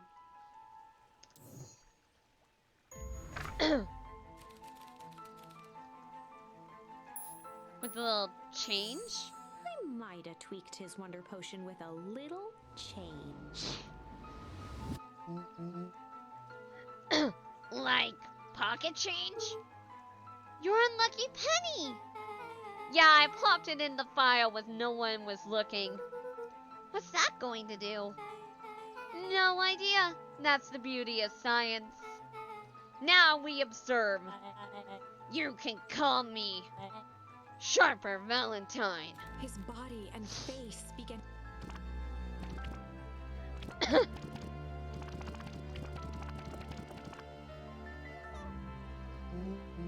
Holy crap, he's a baby! Yeah, but he's still Sharper, right? What he was no longer matters. This is an innocent child. I apologize for all the harm my father has caused you. Eris awkwardly cradled the squirming child. She looked to her brother, her voice shaking with uncertainty. Augustus, what do we? We do what Valentines always do. What must be done? I'll hurry home and prepare a crib for father, young Sharper. That would be a great help. Thank you. She looked back down at the infant with equal parts kindness and terror in her eyes. With a shake of her head, Eris addressed the crowd with a stern scowl. Okay, everyone. The show is over. You may leave now. Epilogue. Oh, wait a minute. Beacon Pines' coldest But- summer on record came and went without much fanfare. Folks shared what they had and none were left wanting. The new school year was ushered in by the falling leaves of autumn. After everything Luca, Rollo, and Beck had been through, middle school was bearable. The chill of winter didn't seem to bother people much. They kindled a hope for a better future in their hearts. When spring arrived, farmers planted their crops with a sense of joy and optimism. And as the dawn of the first day of summer came again, its light slowly spread through the shallow valley. It crept over the town square, across the river, past the neglected welcome sign, and came to rest on a young boy sleeping at dawn, his mind at peace, knowing he is here for a reason.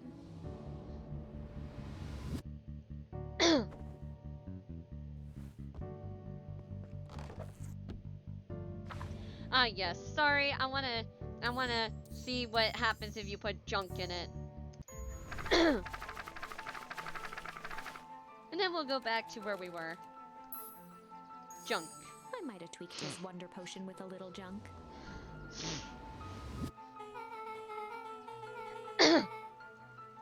Can't wait to see the look on his face when he realizes he drank his own cigar ash. How did ashes get into the vial? It was pretty easy to mess with the vial when it was behind my back. Oh, that's sneaky. Well, it's a bad habit anyways. Ha always said, bad habits are like a 50-yard field goals. Huh? Hard to kick. You can all call me Sharper Valentine. His body and We don't care. Go ahead.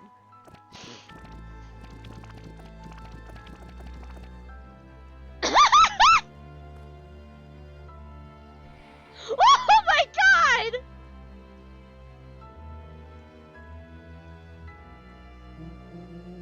Well, that's one way to kick a bad habit. as the last of what was once Sharper Valentine wafted into the air, the crowd began to disperse, still numb from what they had just observed. Sharper Valentine was gone for good. His end would be a new beginning for Beacon Pines. A new chance to let go of the things they had lost and grab hold of a new future. The end. Well, I'd be lying if I said that wasn't a bit gratifying. If that feels to you like a good note to end on, I won't stand in your way.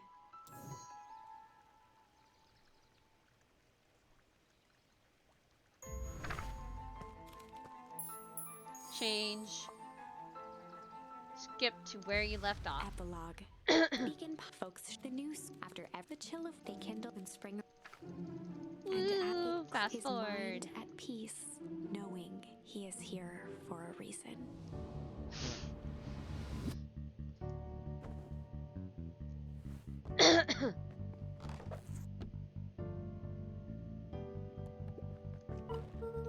Rolo, are you up yet? Roger that. It's a beautiful day at Mission Control. You gonna swing by? Be there in a minute.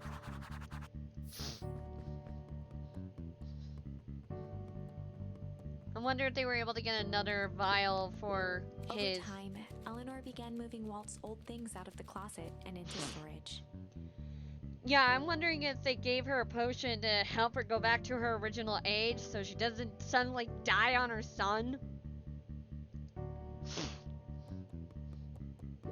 Eleanor had moved back into her bedroom, and now that she wasn't sneaking out late, she even slept there most nights.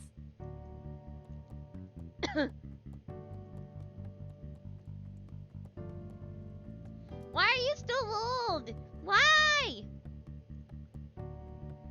You could have got a potion. Mom, I'm ready to go now. You go on without me. I'll meet you there. I've got a batch of jam to finish jarring. It's funny. I only started making jam as a way to send messages without anyone noticing.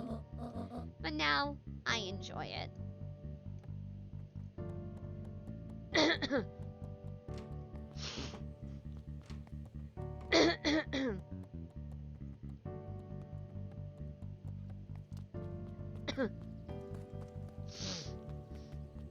The other two endings, either he explodes into confetti or he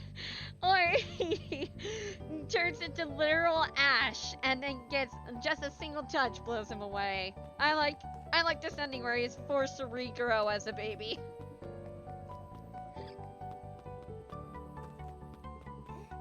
Achoo!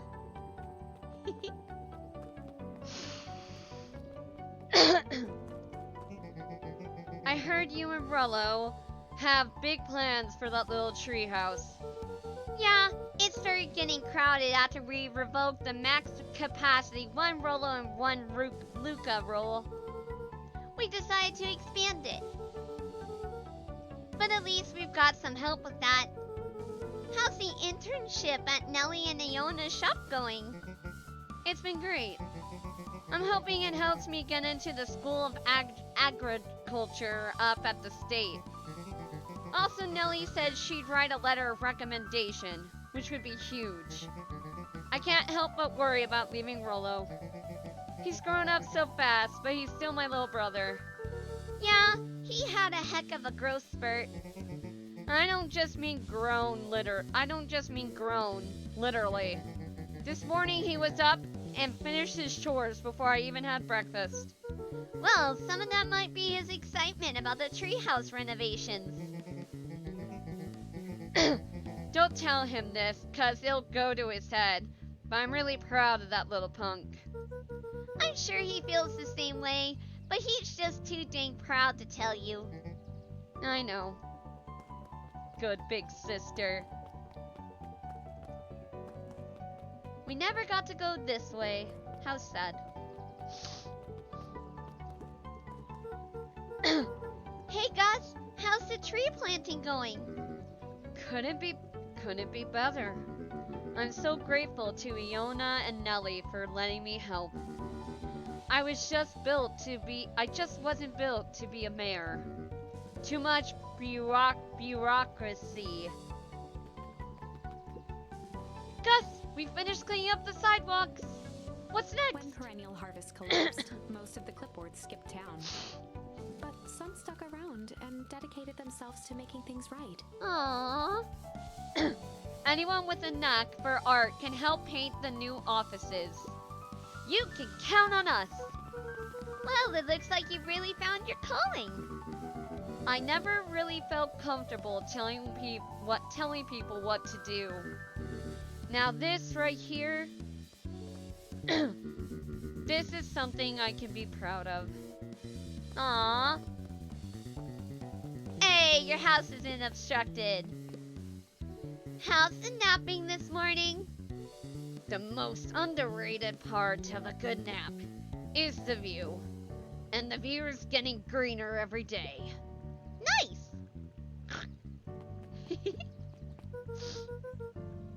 I see you decided on a name. Yep, we had to clear out all the old stuff before putting the final touch. Slow and Dirty Harvest is now official. I like it. It was actually Nellie's idea.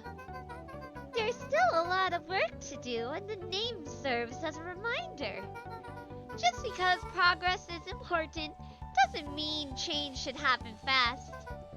In fact, I've learned that the more you care about something, the more important it is to take things slow. Our motto is, go slow and fix things. Amen to that. I want to go inside.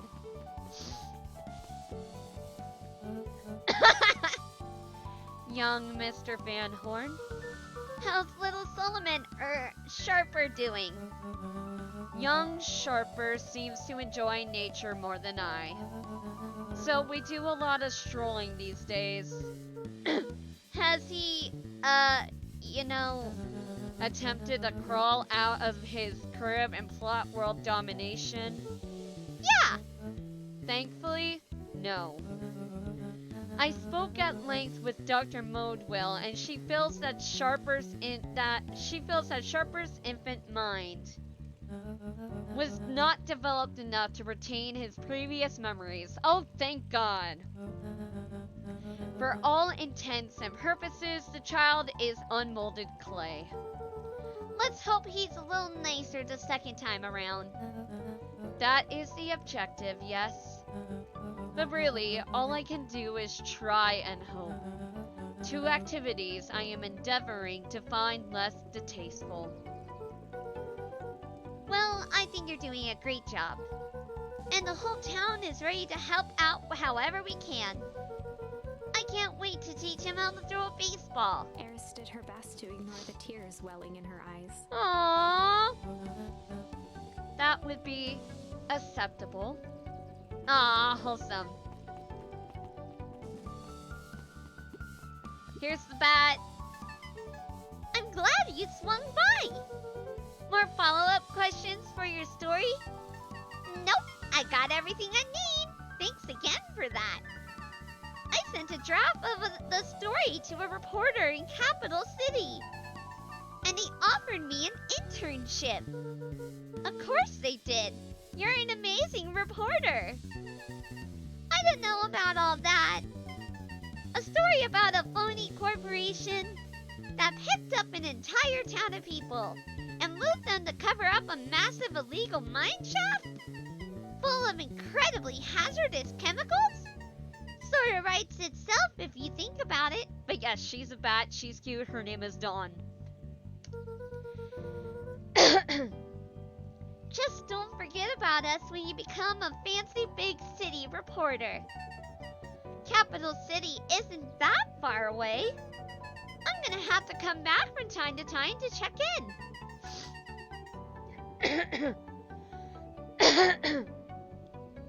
And see what sort of new trouble you got yourself into. Sorry to disappoint, but my adventuring days are over. Ha! We both know that's not true. What makes you say that? Call it reporter's intuition.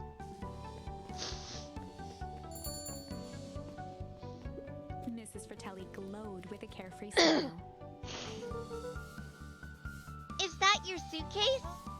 That is 2 weeks of unencumbered tranquility. Excuse me, would you be so kind as to take my order? 2 weeks of sand, margaritas, and forgotten obligations. Excuse me? I'd love to place an order. Mrs. Fratelli sighed with a zen-like calm.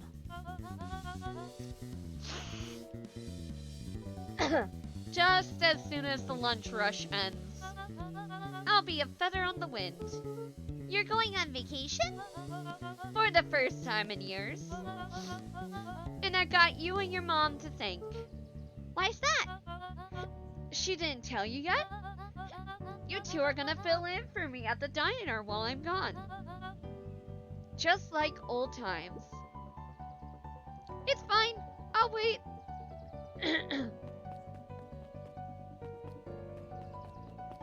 Ah.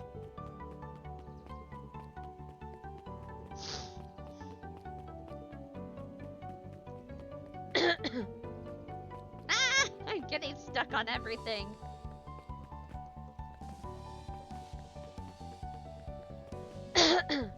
I know, the character designs are super cute. What's today's news that needs knowing? I'll give you tomorrow's headline today. Our old friend Patrick C. Montesquieu, aka William Kerr, just performed a stirring rendition of The Iceman Cometh at the State Correctional Facility. I hear there wasn't a dry eye in the house. Well, I guess he has plenty of time to work on his craft.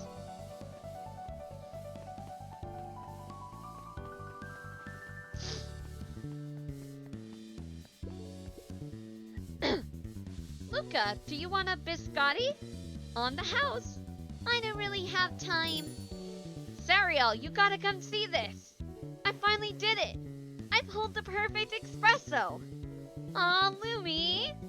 If I didn't know better, I would think you're proud of something. As if I know. It's too late. You are now officially a person that cares. Nah, cute.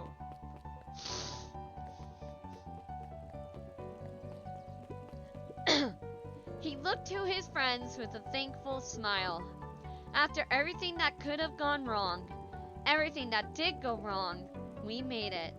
The end. Closing her eyes, Miss Hatch took a deep, relaxing breath.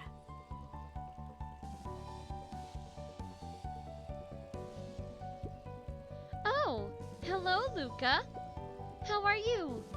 Really good, actually. That's wonderful. Did I miss anything? I think you're pretty much up to speed. Cute. I like to think Miss Hatch is the narrator lady.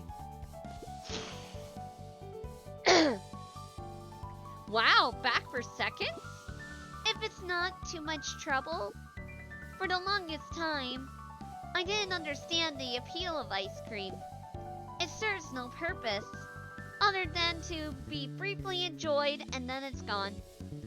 But it's pretty tasty while it lasts. I'm inclined to agree. Cute. Hey Luca, can you tell Roxy I'll be free in an hour?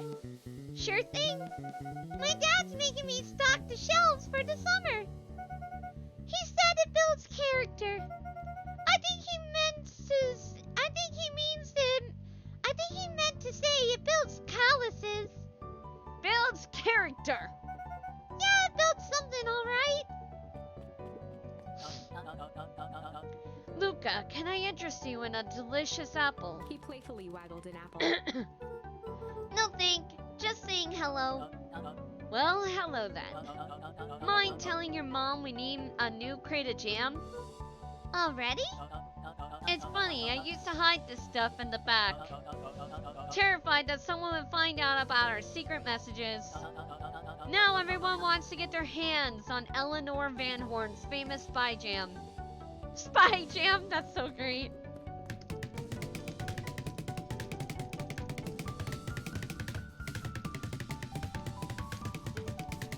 I have to hit it.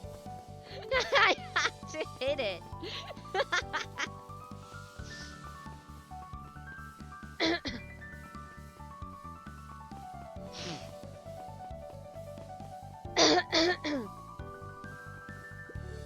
Over the school year, Kato and Bert had become close friends.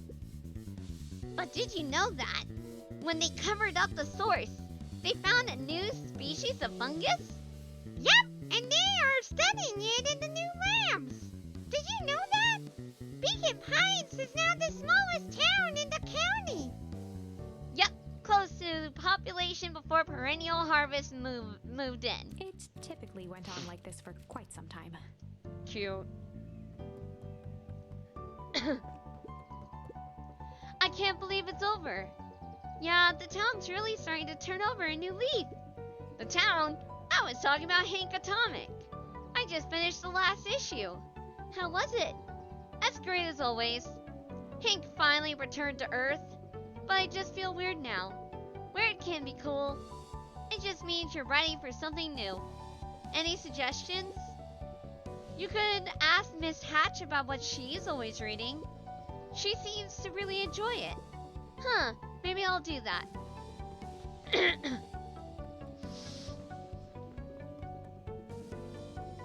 Luke peeked over Piper's shoulder. Laid stealthily inside a large volume of mathematics was the first issue of Hank Atomic. Hell yeah. Piper, are you reading Hank Atomic? Do you mind not telling anyone? I've kinda got a reputation to uphold. Oh, it's nothing to be ashamed of. Just about every kid in town reads Hank Atomic. Honestly, I'm excited for you. What I'd give to start over fresh.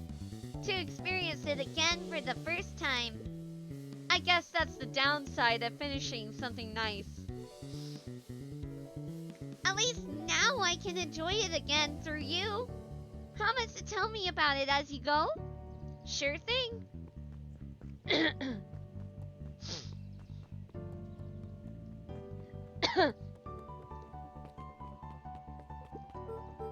Hey, Mr. Nuncreed.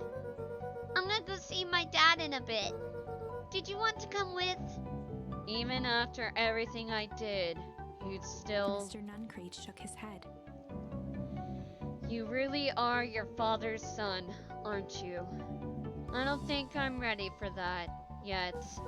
Well, you're always invited. I bet he'd love to hear from you.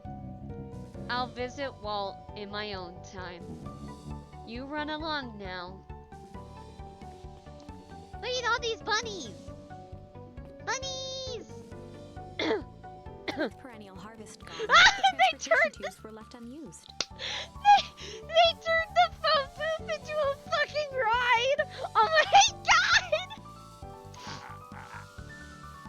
Come one, come all. None is too big, none is too small. For Giao's wild ride. Maybe not completely unused. Just one piece of candy. For the ride of your life. Who's next? Me.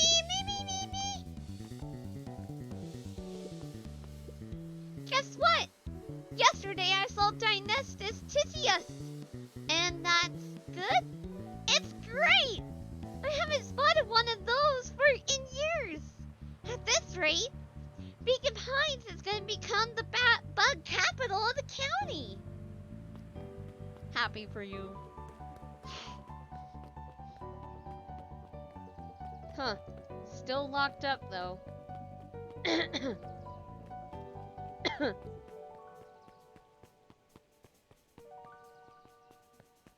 Still the prettiest area.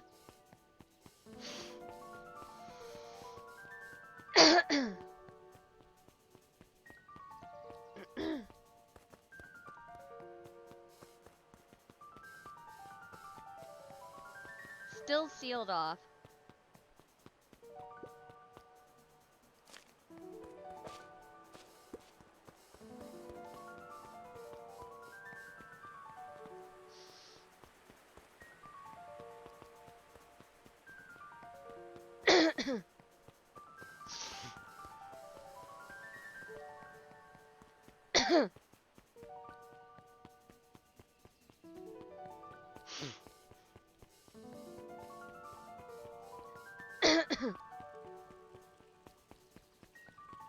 Alright, to the treehouse.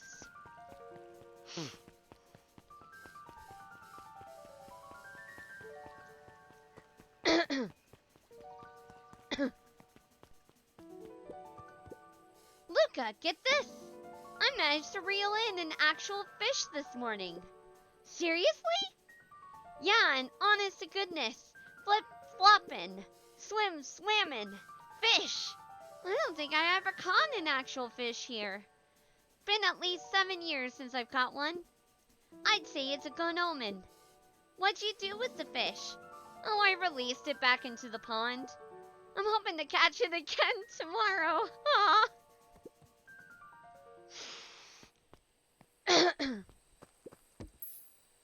Luca Jet first.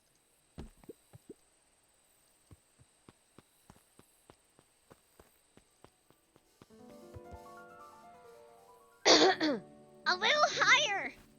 Yup. A little lower. Yup. Little higher. Yup. I'm telling ya, the angle isn't the issue. We need more power to the radio. Luca, there you are. Would you tell him it's not the angle? Hey, I'm not in charge of the antenna redesign. Fine. Iggy, just don't do anything drastic until we get back. Who, me? Tish, you're in charge while I'm gone. Yep. They'll be fine, right? It'll be fine. If we really want mission control to turn into something bigger and better, we have to loosen our grip a bit. You're right. Just lead the way. Alright, hold on. I'm just making sure not missing anything. Alright.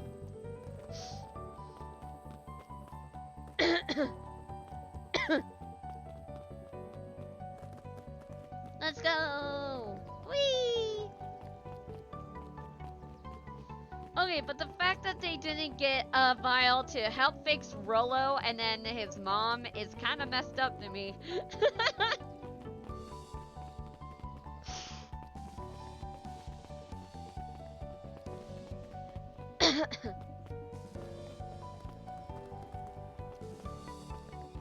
she is.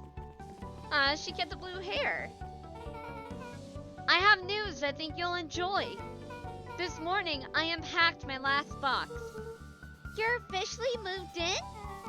It's just a box. Let's not blow this out of proportion.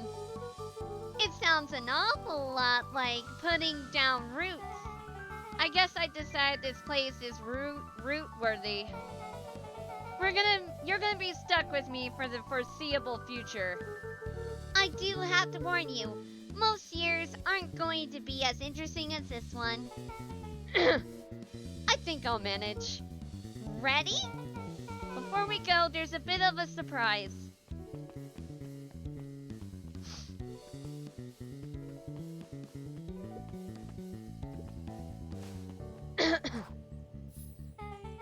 My mom's prepared this tree especially for you. They didn't have to do that. It wasn't just them. It's just about the whole town pitched in. We all owe you. It should do okay in the cold of old Beacon Pines. And thrive as things warm up. That's perfect. Aww. Okay, that just leads back to her house.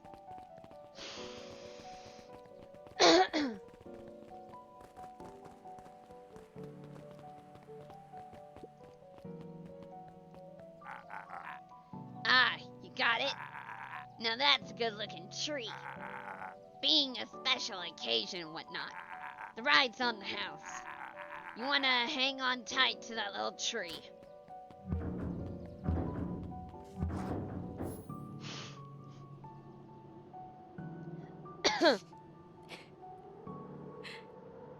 I think this is it. The end I've been waiting for. Honestly, I began to lose hope of ever finding it. But then you came along. I don't know exactly how to thank you. It's hard to explain how much this means to me. It's funny, now that our time together is finally ending. I'm at a loss for words. Let's just watch the end together. Done. A good little tree. The best little tree. Thank you, children. This means a lot. Yeah, thanks for everything. Shucks, I only did what any super awesome best buddy would have done. We should probably give you some time alone now. You good? Yeah, I am. It's been a wild year. How are you feeling? Everyone keeps asking me that. I'm fine, really. Pa always says the only thing fitter than a fiddle is a cello. I feel like a dang cello. Well, if you ever stop feeling like a cello, I'm here for you. I know, you don't even have to say it. You two make an awesome pair. Excuse me? We're a trio now. Yep. Thanks. There's just one thing missing now that you're a part of the group. Missing? Let me tell you a little story about a man named Hank Atomic. Oh God. I won't be long. We'll be waiting for you back at the phone booth. I found the perfect way to start our summer.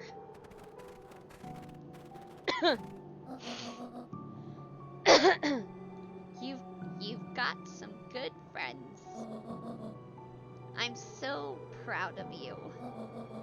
Your father would be so proud.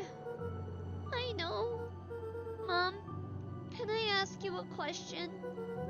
Do you ever dream about Dad? Not a night goes by that I don't.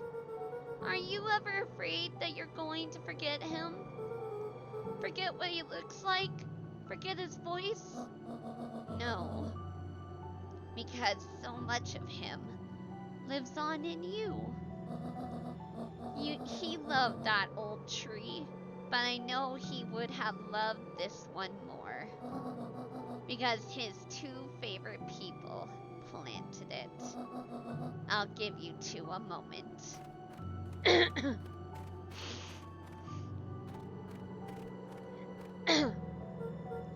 Hey, Dad. Dr. Moldwild says that over the next few years, this place should warm up. So you won't have to be so cold for much longer. I think I finally understand why you left that night. There were things you believed in. Big things. Those beliefs were the things that made you, you. If you wouldn't have stood up to Sharper, stood up for what you believed in, you wouldn't have been the same person anymore. You had to go. But that didn't mean you loved us any less.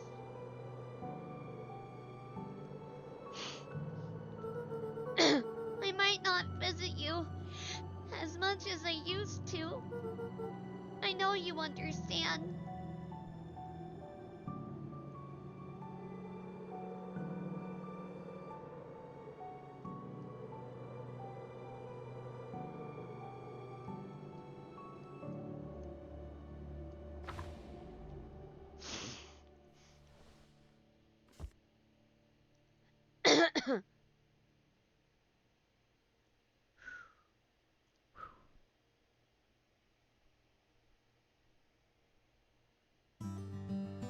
Ah, that was so good! God damn it, getting me emotional at the end! Ah!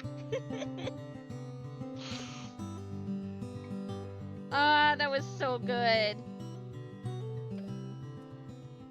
Kristen Mize.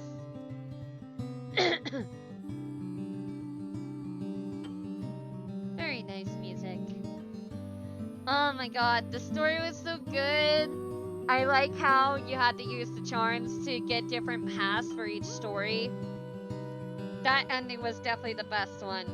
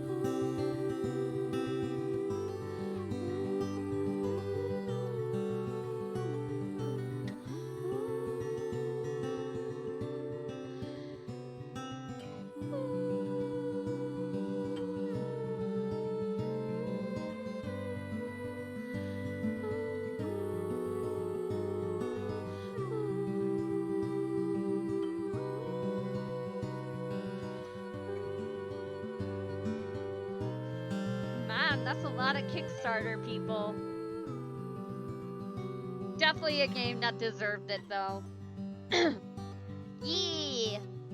It was a good game, it had such a pretty art style, very good characters, and a really fun plot. But oh my god, my throat definitely is killing me right now.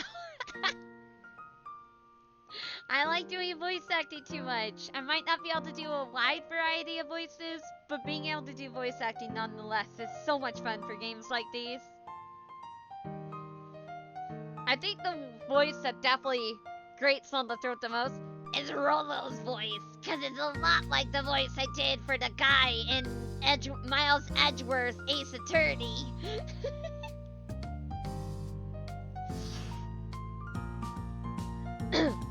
Okay, but the fact that they left Luca's friend Rolo and his mom as they were, it's just like, okay, like, can't you redo the vials?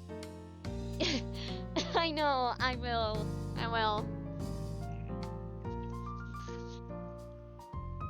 Dang, that's a lot of Kickstarters.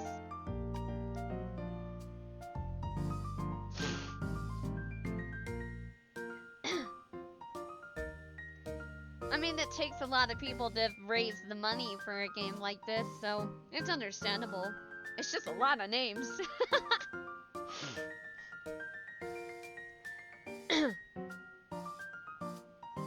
If you helped fund this game, look and see if your name's in the credits.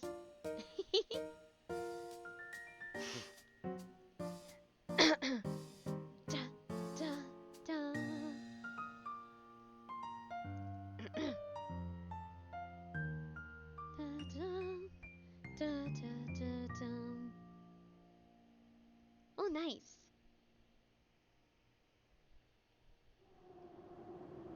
"10 years later." Wow, nice kick. Sharper, did you find it? Yeah. Uh-oh. No, stay away from it. I found... Oh, no. Ah, no!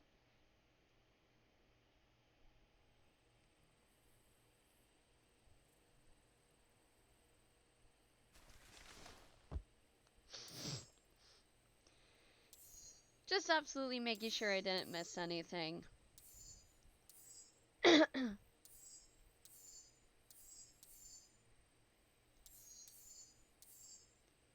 Yep, got everything.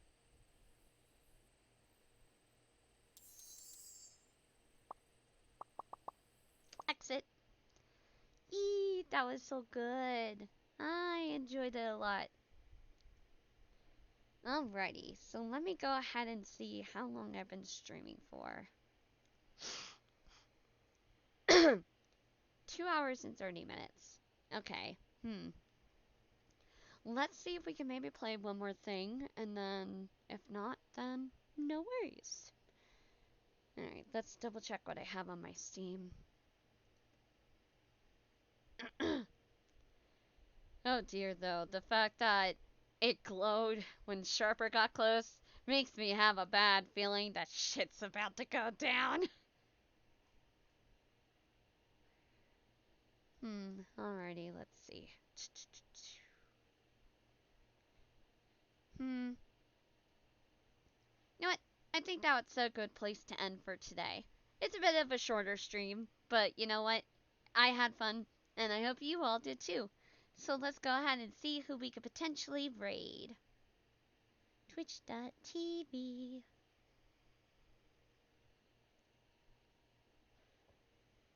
Do do do do.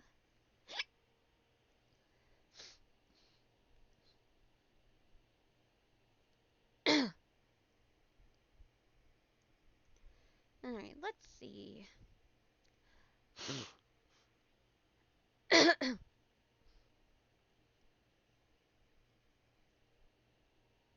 do, do, do.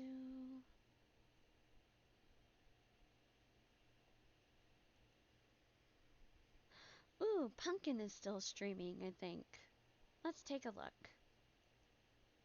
Mute the ads because I don't want ads blaring in my ears. That's not fun.